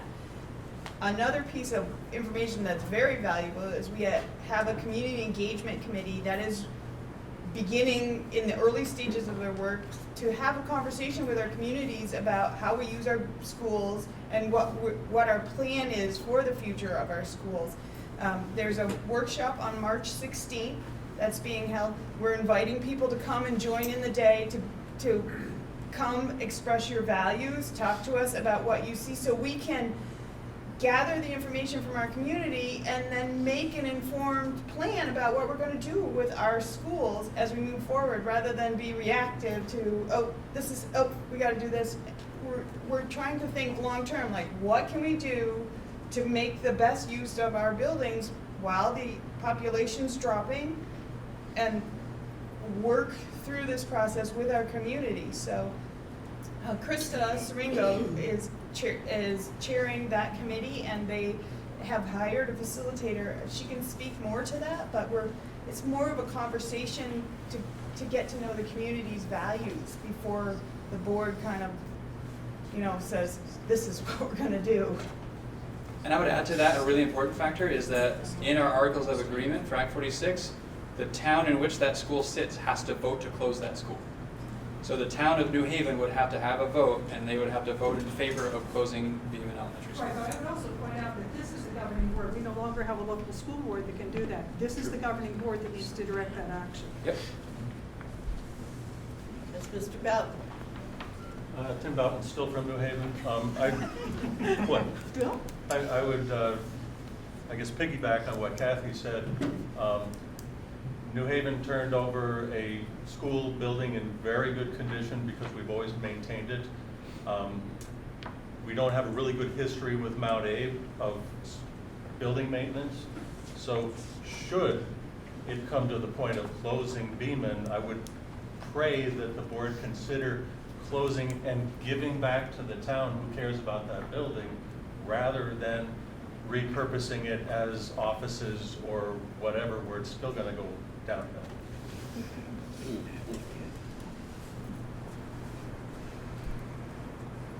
I'm all out of slides. All right, so is there any further discussion on Articles 9 or 10? Yes, Mr. Ogden. Mr. Olson, I'm sorry. Okay, so I have a question about education equity and the budget. So based on the most recent performance data from the State Agency of Education, there's a pretty big gap that adversely affects our lower-income students. And there's also a significant gap between our students' education and the education students receive in our neighboring district to the north. This is true both for the lower income students in the two districts, as well as for all students in the two Which district are you comparing to? When you say to the north, are you comparing to the CBU district? Yeah, that's CBU. And so that's true both for the lower income students in the two districts, as well as all the students in the two districts. And these equity gaps exist, even though we spend roughly the same amount of money, according to the most recent data I saw. So I have a kind of two-part question. Maybe if we're not going to have any input on the strategic plan. Anyway, the first question is, will the Mount Abe district consider adopting the goal of eliminating those intra-district, within our own district, as well as those inter-district equity gaps? And to the budget, is what's in the budget that will help us achieve those goals? Is anybody able to respond to that? I can take a stab at it. Okay, Patrick? So Herb, every one of the goals in our strategic plan speaks to 100% of students being proficient in meeting the standard. So the goals aren't to meet or exceed CBU performance. Our goal is 100% of our students meeting the standard and setting the standard high. In an ideal world, do I wish we could spend a lot more money? Yeah. I don't think that's realistic.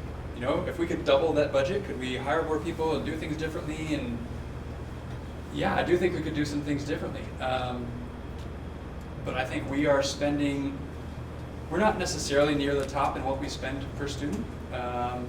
but we are not far from the threshold. You know, we inch closer and closer to that spending threshold every year. It seems evident to me that both from taxpayers and certainly from the board and even from my own perspective, exceeding that spending threshold is unacceptable. So everything you're talking about in terms of eliminating that achievement gap, not so much us compared to another district, but within our own district, eliminating that gap that we see between different subgroups, absolutely is really important. And when I mention equity and when I think about the conversations that we have as an administrative team, they focus on equity. And as I said earlier, the town in which you live shouldn't be the determining factor in what your outcomes are. And that, we have a lot of work to do even here within our 5 towns to address that before we can start really thinking about how do we even grow from there around the state. Yes. I'd like to add as well that the board did modify our ends policy in the previous year to include a clause at the very top about equity, specifically addressing, looking at equity within these outcomes. I can read it to you if you want. I have it right here. So the ends policy is our policy that basically states the goals of what we expect to accomplish as a school district. And so I'll just read that first there's 2 sentences here. So it starts, our school system exists to educate the children of Mount Abraham Unified School District so that they can meet the challenges of lifelong learners and responsible citizens at a cost deemed acceptable by the community. Further, the board is committed to equity in outcomes for each student so that students' achievement of the ends is not limited or predetermined by characteristics such as family economics, ethnicity, race, religion, class, geography, disability, language, gender, sexual orientation, gender identity, or initial proficiencies. And so I think the board added that language into this policy specifically so that we will remind ourselves and remind the administration that this is important and that we expect to be monitoring and seeing progress in that.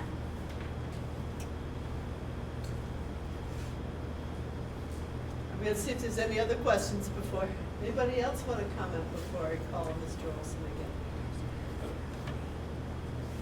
Okay. Well, I'll Yeah. just trying to run the math through my head. I know, Patrick, you were using that doubling the budget as just an example, right? But the fact is that if we did that, we would be at $36,000 per student, which would be thoroughly unrealistic.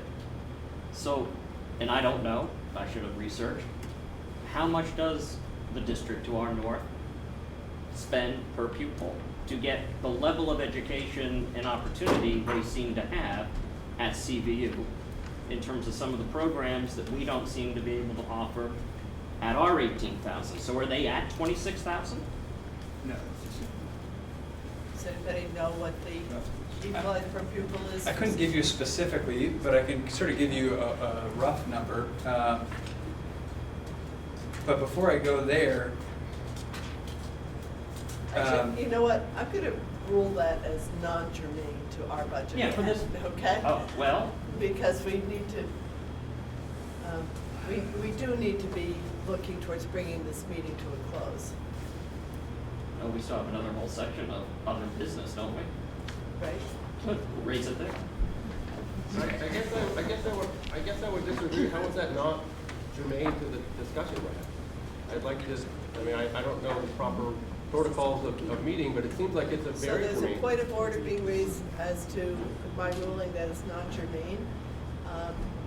Get the opportunity to vote on that under Robert's rules. So all people who feel that it is germane to the discussion on the budget, please raise their hands. And those opposed? Okay, so the chair is overruled, and I will ask Mr. Green to answer that question. so again, I think the place I would go is, I personally haven't done a side-by-side study comparing CVU and Mount A. So what are perceived to be differences, I wonder what are real differences. So I would just start with that. And I'll also qualify this by saying I'm in no position at all to tell you what their spending is per student. My focus is here. But my understanding is they're closer to the 16,000 per student than the 17,900 where we are. they do spend less than we do per student. They have twice as many students or more than we do, so there's a scale aspect to cost per student. Their schools are filled to a greater capacity than our schools are.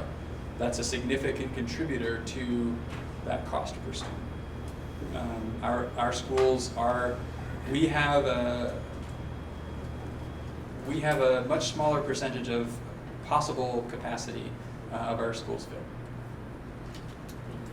I think Yes. the most significant thing is the fact that they have a much larger tax base to draw from. That's been the biggest problem in our district forever. If you look at all the districts around us, is the fact that we do not have the infrastructure, the businesses, the tax weight, and that's been a problem for our district. Okay, yes, sir, in the back. Jamie Schulte, Moncton. I would just make a point, as I lived in Heinsberg for 15 years, and bond votes pass very easily, right? It's a much bigger tax base. So when you have facilities, do make a difference in the outcomes. It's not just the operating budget, right? So if the facilities are at a fairly different level and you've got all the things you need, it does have an impact on the ends. I would just also point out that a huge driver to equalize pupil cost year after year is student population. It's not the only driver, but it is a major driver.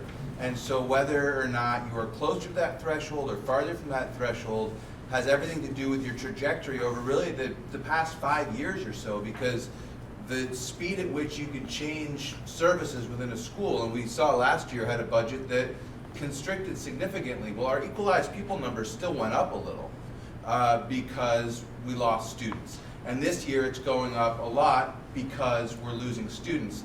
I would point out that the district to our north is in the fastest growing county in our state. And so no matter what you're spending, no matter the services, no matter the test scores, very simply, your population trajectory figures very largely into that calculation. And it's not a criticism against this district, it's just the pace at which we're adjusting to that population change has to modulate so that our services aren't just all over the place for our students and what our teachers can expect. So really just by way of explanation more than an excuse, you just kind of have to look at that and realize that that population line is a major, major component specifically of the cost per equalized pupil, more so than the overall education spending as was pointed out previously. So I don't know if that's helpful, but just to keep that in mind, that is just a huge part of that equation. Yes. Just to ask you on what you said. So I come from southwestern Pennsylvania. I was a teacher in both private and public school. Why is Vermont paying anywhere between $8,000 and $10,000 more per pupil than we are, and our students are achieving in great bounds?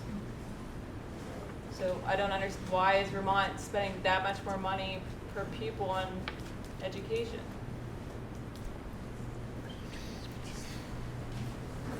I don't have any expertise in the Pennsylvania public education system. I don't know.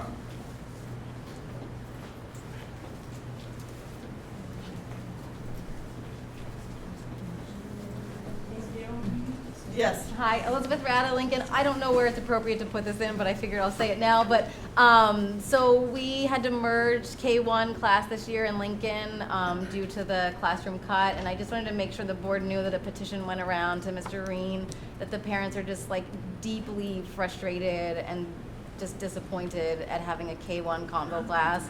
And if that continues, that now the first graders have to have a 1-2 combo class last year. It's just a huge disservice to these kids who literally come out saying they hate school. They can't wait until next year. They're hoping it gets better. And I don't want K1 students to have a hatred of school for the rest of their school career. And I don't know exactly what the solution is, but it's so disappointing. People are talking about moving away. We're going to lose more people if we keep having to combine classes. And it's also a huge disservice to the teachers who are doing an amazing job, but it's just completely unfair to them, and it's unfair to our students. So I don't know if that was the right place to throw it in, but I just wanted it to be said, and just to make sure that the board was aware that that petition had gone to Mr. Reen. So thank you, and thank you guys for your service. Is there further discussion of Articles 9 and 10? Under Article 7. Or 10 and 11, I'm sorry, under Article 7. Yes. Dave Shelby, Moncton. Just, Patrick, something I thought you were going to highlight is in 11, the 8% increase or so from last year or this year's budget. It should be thought of over 2 years probably, because we had an amount, it went down for this year, it's going up. But if you look from 2 years ago to this year, it's like a 1.5% per year or 3% total. Did you read by letter? Yes. Oh, that was in the mailer? Yeah. So to me, that sounds okay. 1.5% a year on average. That's a reasonable increase if there needs to be one, right? It's not really 8% over time. Just that's how I'm looking at it, at least. Yes, sir. So I guess to follow up on that, I did read your letter. My thing is, but my concern is, the big decrease last year was mostly funded by, I can't remember, 11 or 12 or 13 staff members going away. So that's 16, I think. 16. So 16. There's 16 left staff with less benefits, everything else, and in 1 year we're back up to where we were a year ago. So that concerns me. That what are we gonna run into next year? Yes.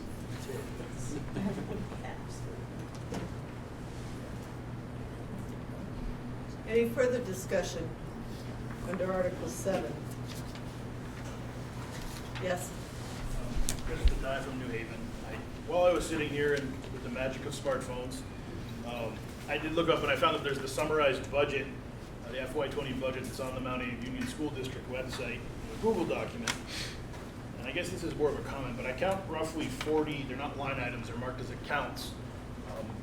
But they're pretty succinct. It makes a lot of sense to me. There's actually notes next to a few of them that explain those increases. And so maybe going forward, it would make a lot of sense to just go through this at these meetings, because I have some pretty specific questions and it doesn't seem like anybody's prepared to answer them. And when we're talking about 200,000 here and 38,000 and 20,000 and so on, I think those are substantial questions that deserve to be answered. So maybe in the future, if we could use these summaries rather than the entire 1,200 line item budget to make these explanations, that might make some sense.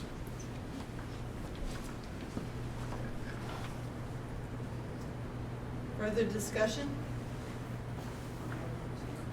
On these two. We'll move on to Article 8, to transact any other business which may legally come before the meeting. Does anybody want to raise anything under Article 8? Yes, Barb. I just want to say that I really do appreciate how hard you guys work, and I know that you do way more than anybody knows, and it really is appreciated, even if we do still have questions. We know you work hard.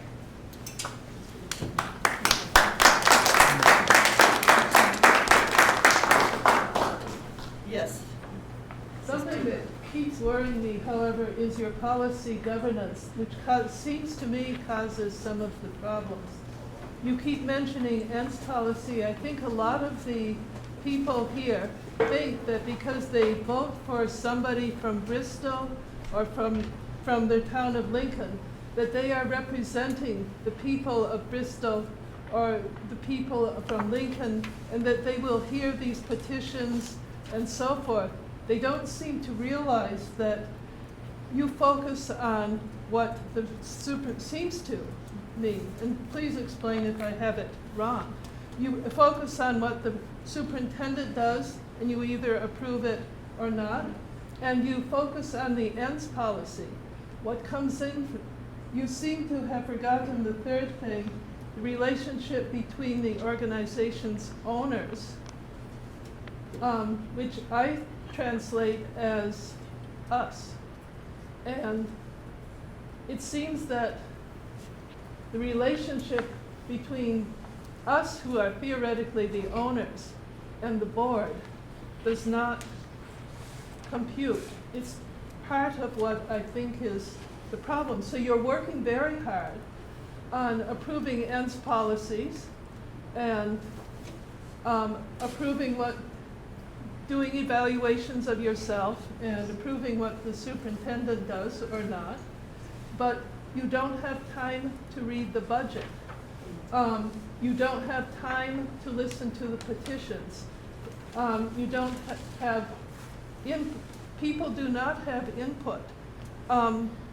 People think we're being represented, but as far as I can see, this is pretty much an undemocratic form of government.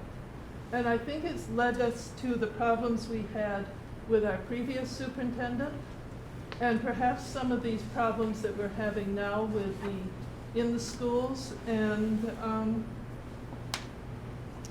we'll say with the budget tonight and so forth. It just seems that this link here between us and you is non-functional. Does anybody want to respond?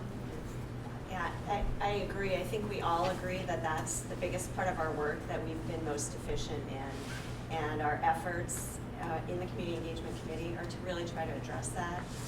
Working with a facilitator over the course of the next year who is an expert in helping communities be more democratic and gathering input, because the format of a board meeting, it's just not super conducive. It's sort of like you come to offer feedback, but decisions might already have been made, where we really would have valued hearing the input way before a decision gets to that point.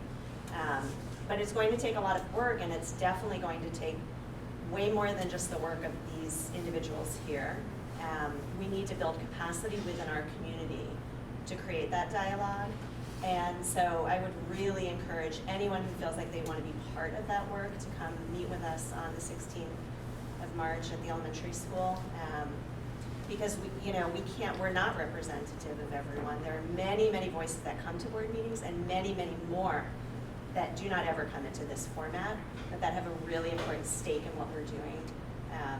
So we're trying to create those bridges because we're really aware. I mean, I personally really don't like sitting at the table and having to imagine that I know what the right tax increase is for an entire population. I have no idea. But if we've had the opportunity to say we've connected with folks in lots of different ways and gotten a better pulse of what people are thinking, then I might have more confidence in that. So that is a big effort that we're undertaking now, and I really hope that we can say this time next year that we've done better.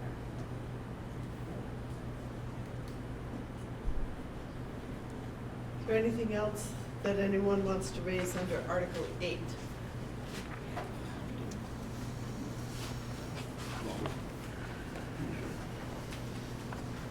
Could you give us the time of that meeting? Sure, it's all day, so it's a big commitment. It's from 9 to 3:30, but we will feed you. We're offering free childcare, if that's helpful for folks. No pet care, but childcare. Kids are happy. And then also transportation if anyone needs it. So please consider joining us. It would be great if you could give us an RSVP to let us know you're coming. So that could be sent directly to me, Krista.Soringo@MAUSD.org. Is that going to be put out on front page forum and all those places so that people know? Yep, and for those that can't join us, someone from ETV will be there, someone from the Kansas City Independent will be there. So, and it's really the beginning, it's sort of the kickoff of a year's worth of work that we have to do. Yes. No, you.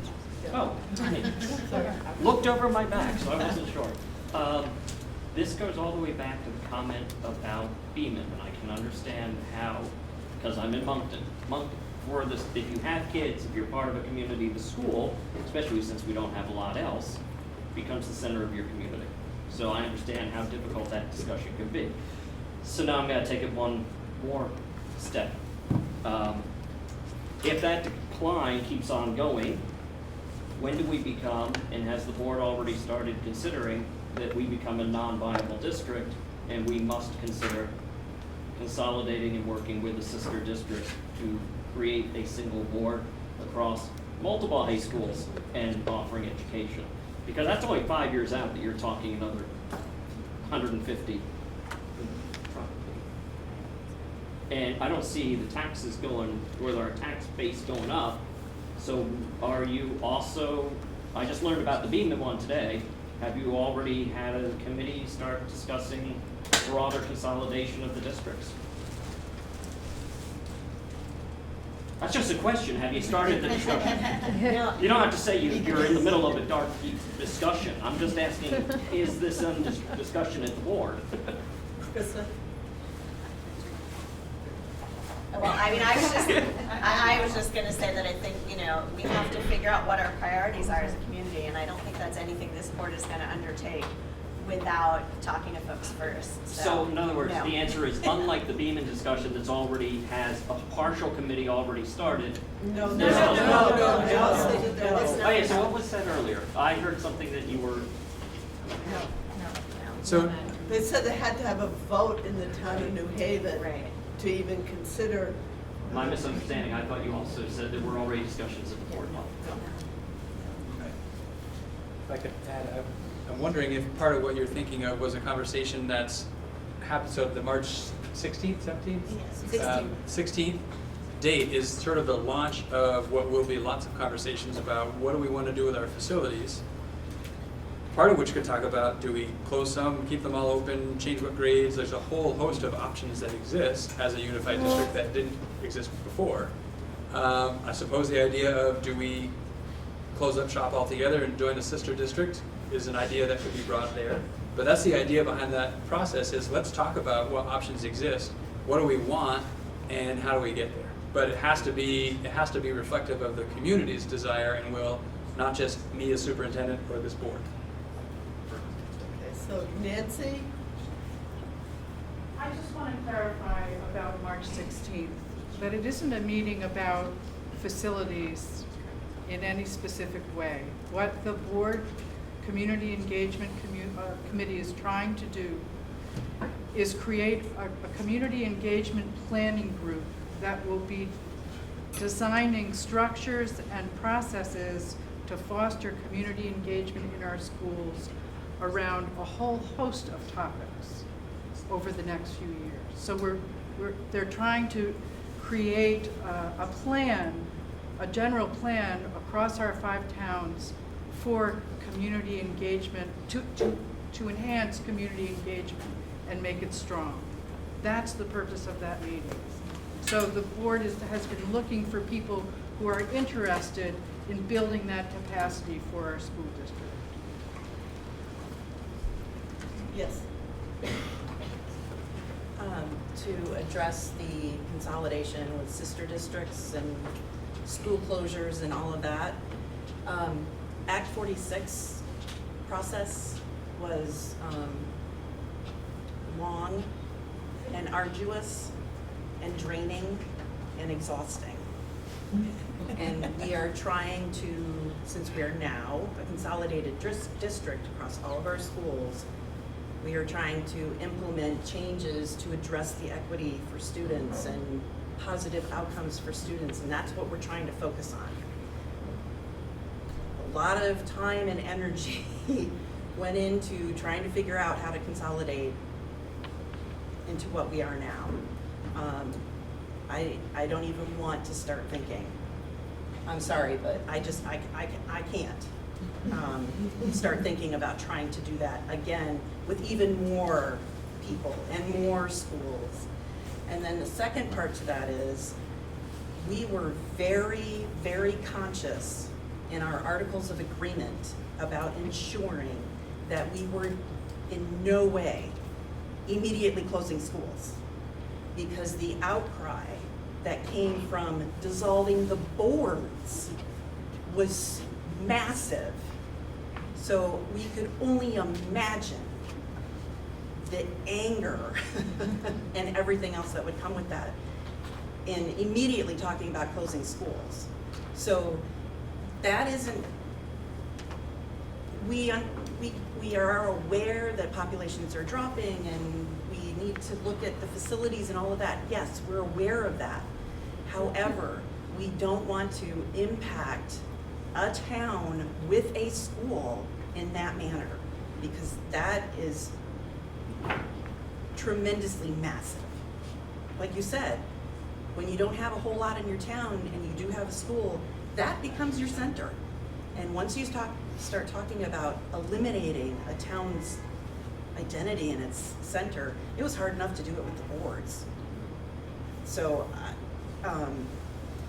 yes, we're aware, but the amount of energy it takes to talk about consolidation and the impact it would have on closing schools, we want to focus on the students and their learning.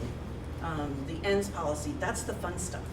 We want to talk about that and improving the outcomes of our students and in being involved in those conversations.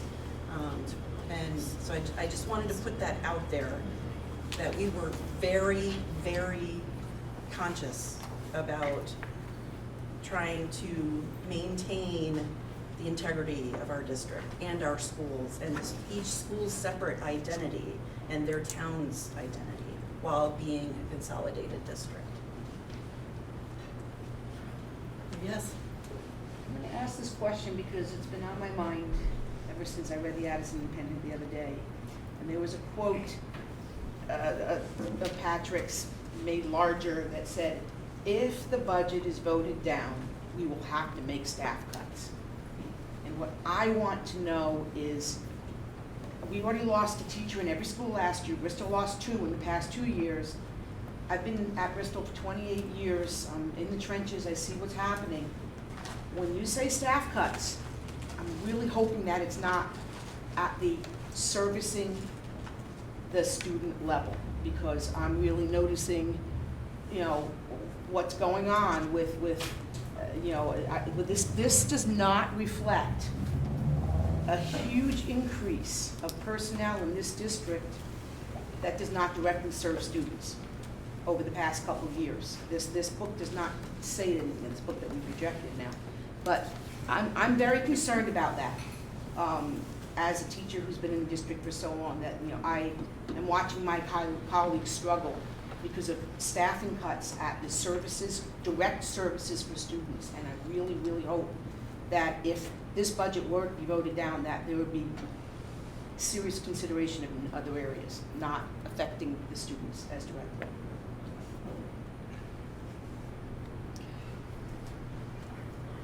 Is there further discussion under Article 8? Yes, Mr. Bell. I won't stand this time if that's okay. I just wanted to respond to what you said, and I am not an advocate of closing a school. I know that's a huge thing that goes on in the town. Schools very much identify with the town identifies with the school. At the same time, we all, as residents of this district, have got to make sure that we're not avoiding the subject until it becomes critical, and then we look at it.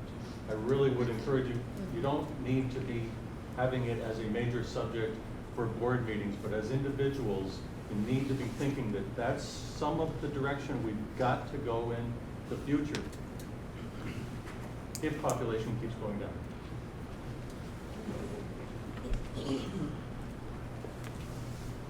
Yes. I try not to. I also have to say that, this is not very many people for a $30 million budget, and community engagement is really, really hard to get. So people that are not on the board need to go out and get people involved and help people to understand what's going on. It's a bigger community issue than just making these people on the board try to communicate with. We have to play too. We have to show up, and I'm talking to the choir, but. Well, I would like to add to that, the fact that I actually called some friends who used to always come to board meetings in Moncton and everything. I said, hey, you're in the meetings tonight. And the reaction from several of them was, well, somebody who goes a lot is like, he's tired of not being able to talk to the board. He's tired of not having time to have his questions addressed, and I haven't been to any board meetings since it's been consolidated, but I just wanted to pass that on to you, that there was somebody who didn't come, literally because and I said, well, tonight we get to ask questions, and he was like, nah, he just doesn't like the fact that there's so little time for community interaction with the board. but we will make them aware of the 16th. Sounds like a plan. Anything else under Article 8? If not, we'll move on to Article 9, which is to adjourn the meeting until 7 a.m. on March 5th, 2019, when voting by Australian ballot. We don't want, we need to adjourn to a specific time. March 5th. Okay, is there a second? Okay, all those in favor say aye. Aye. All those opposed say nay.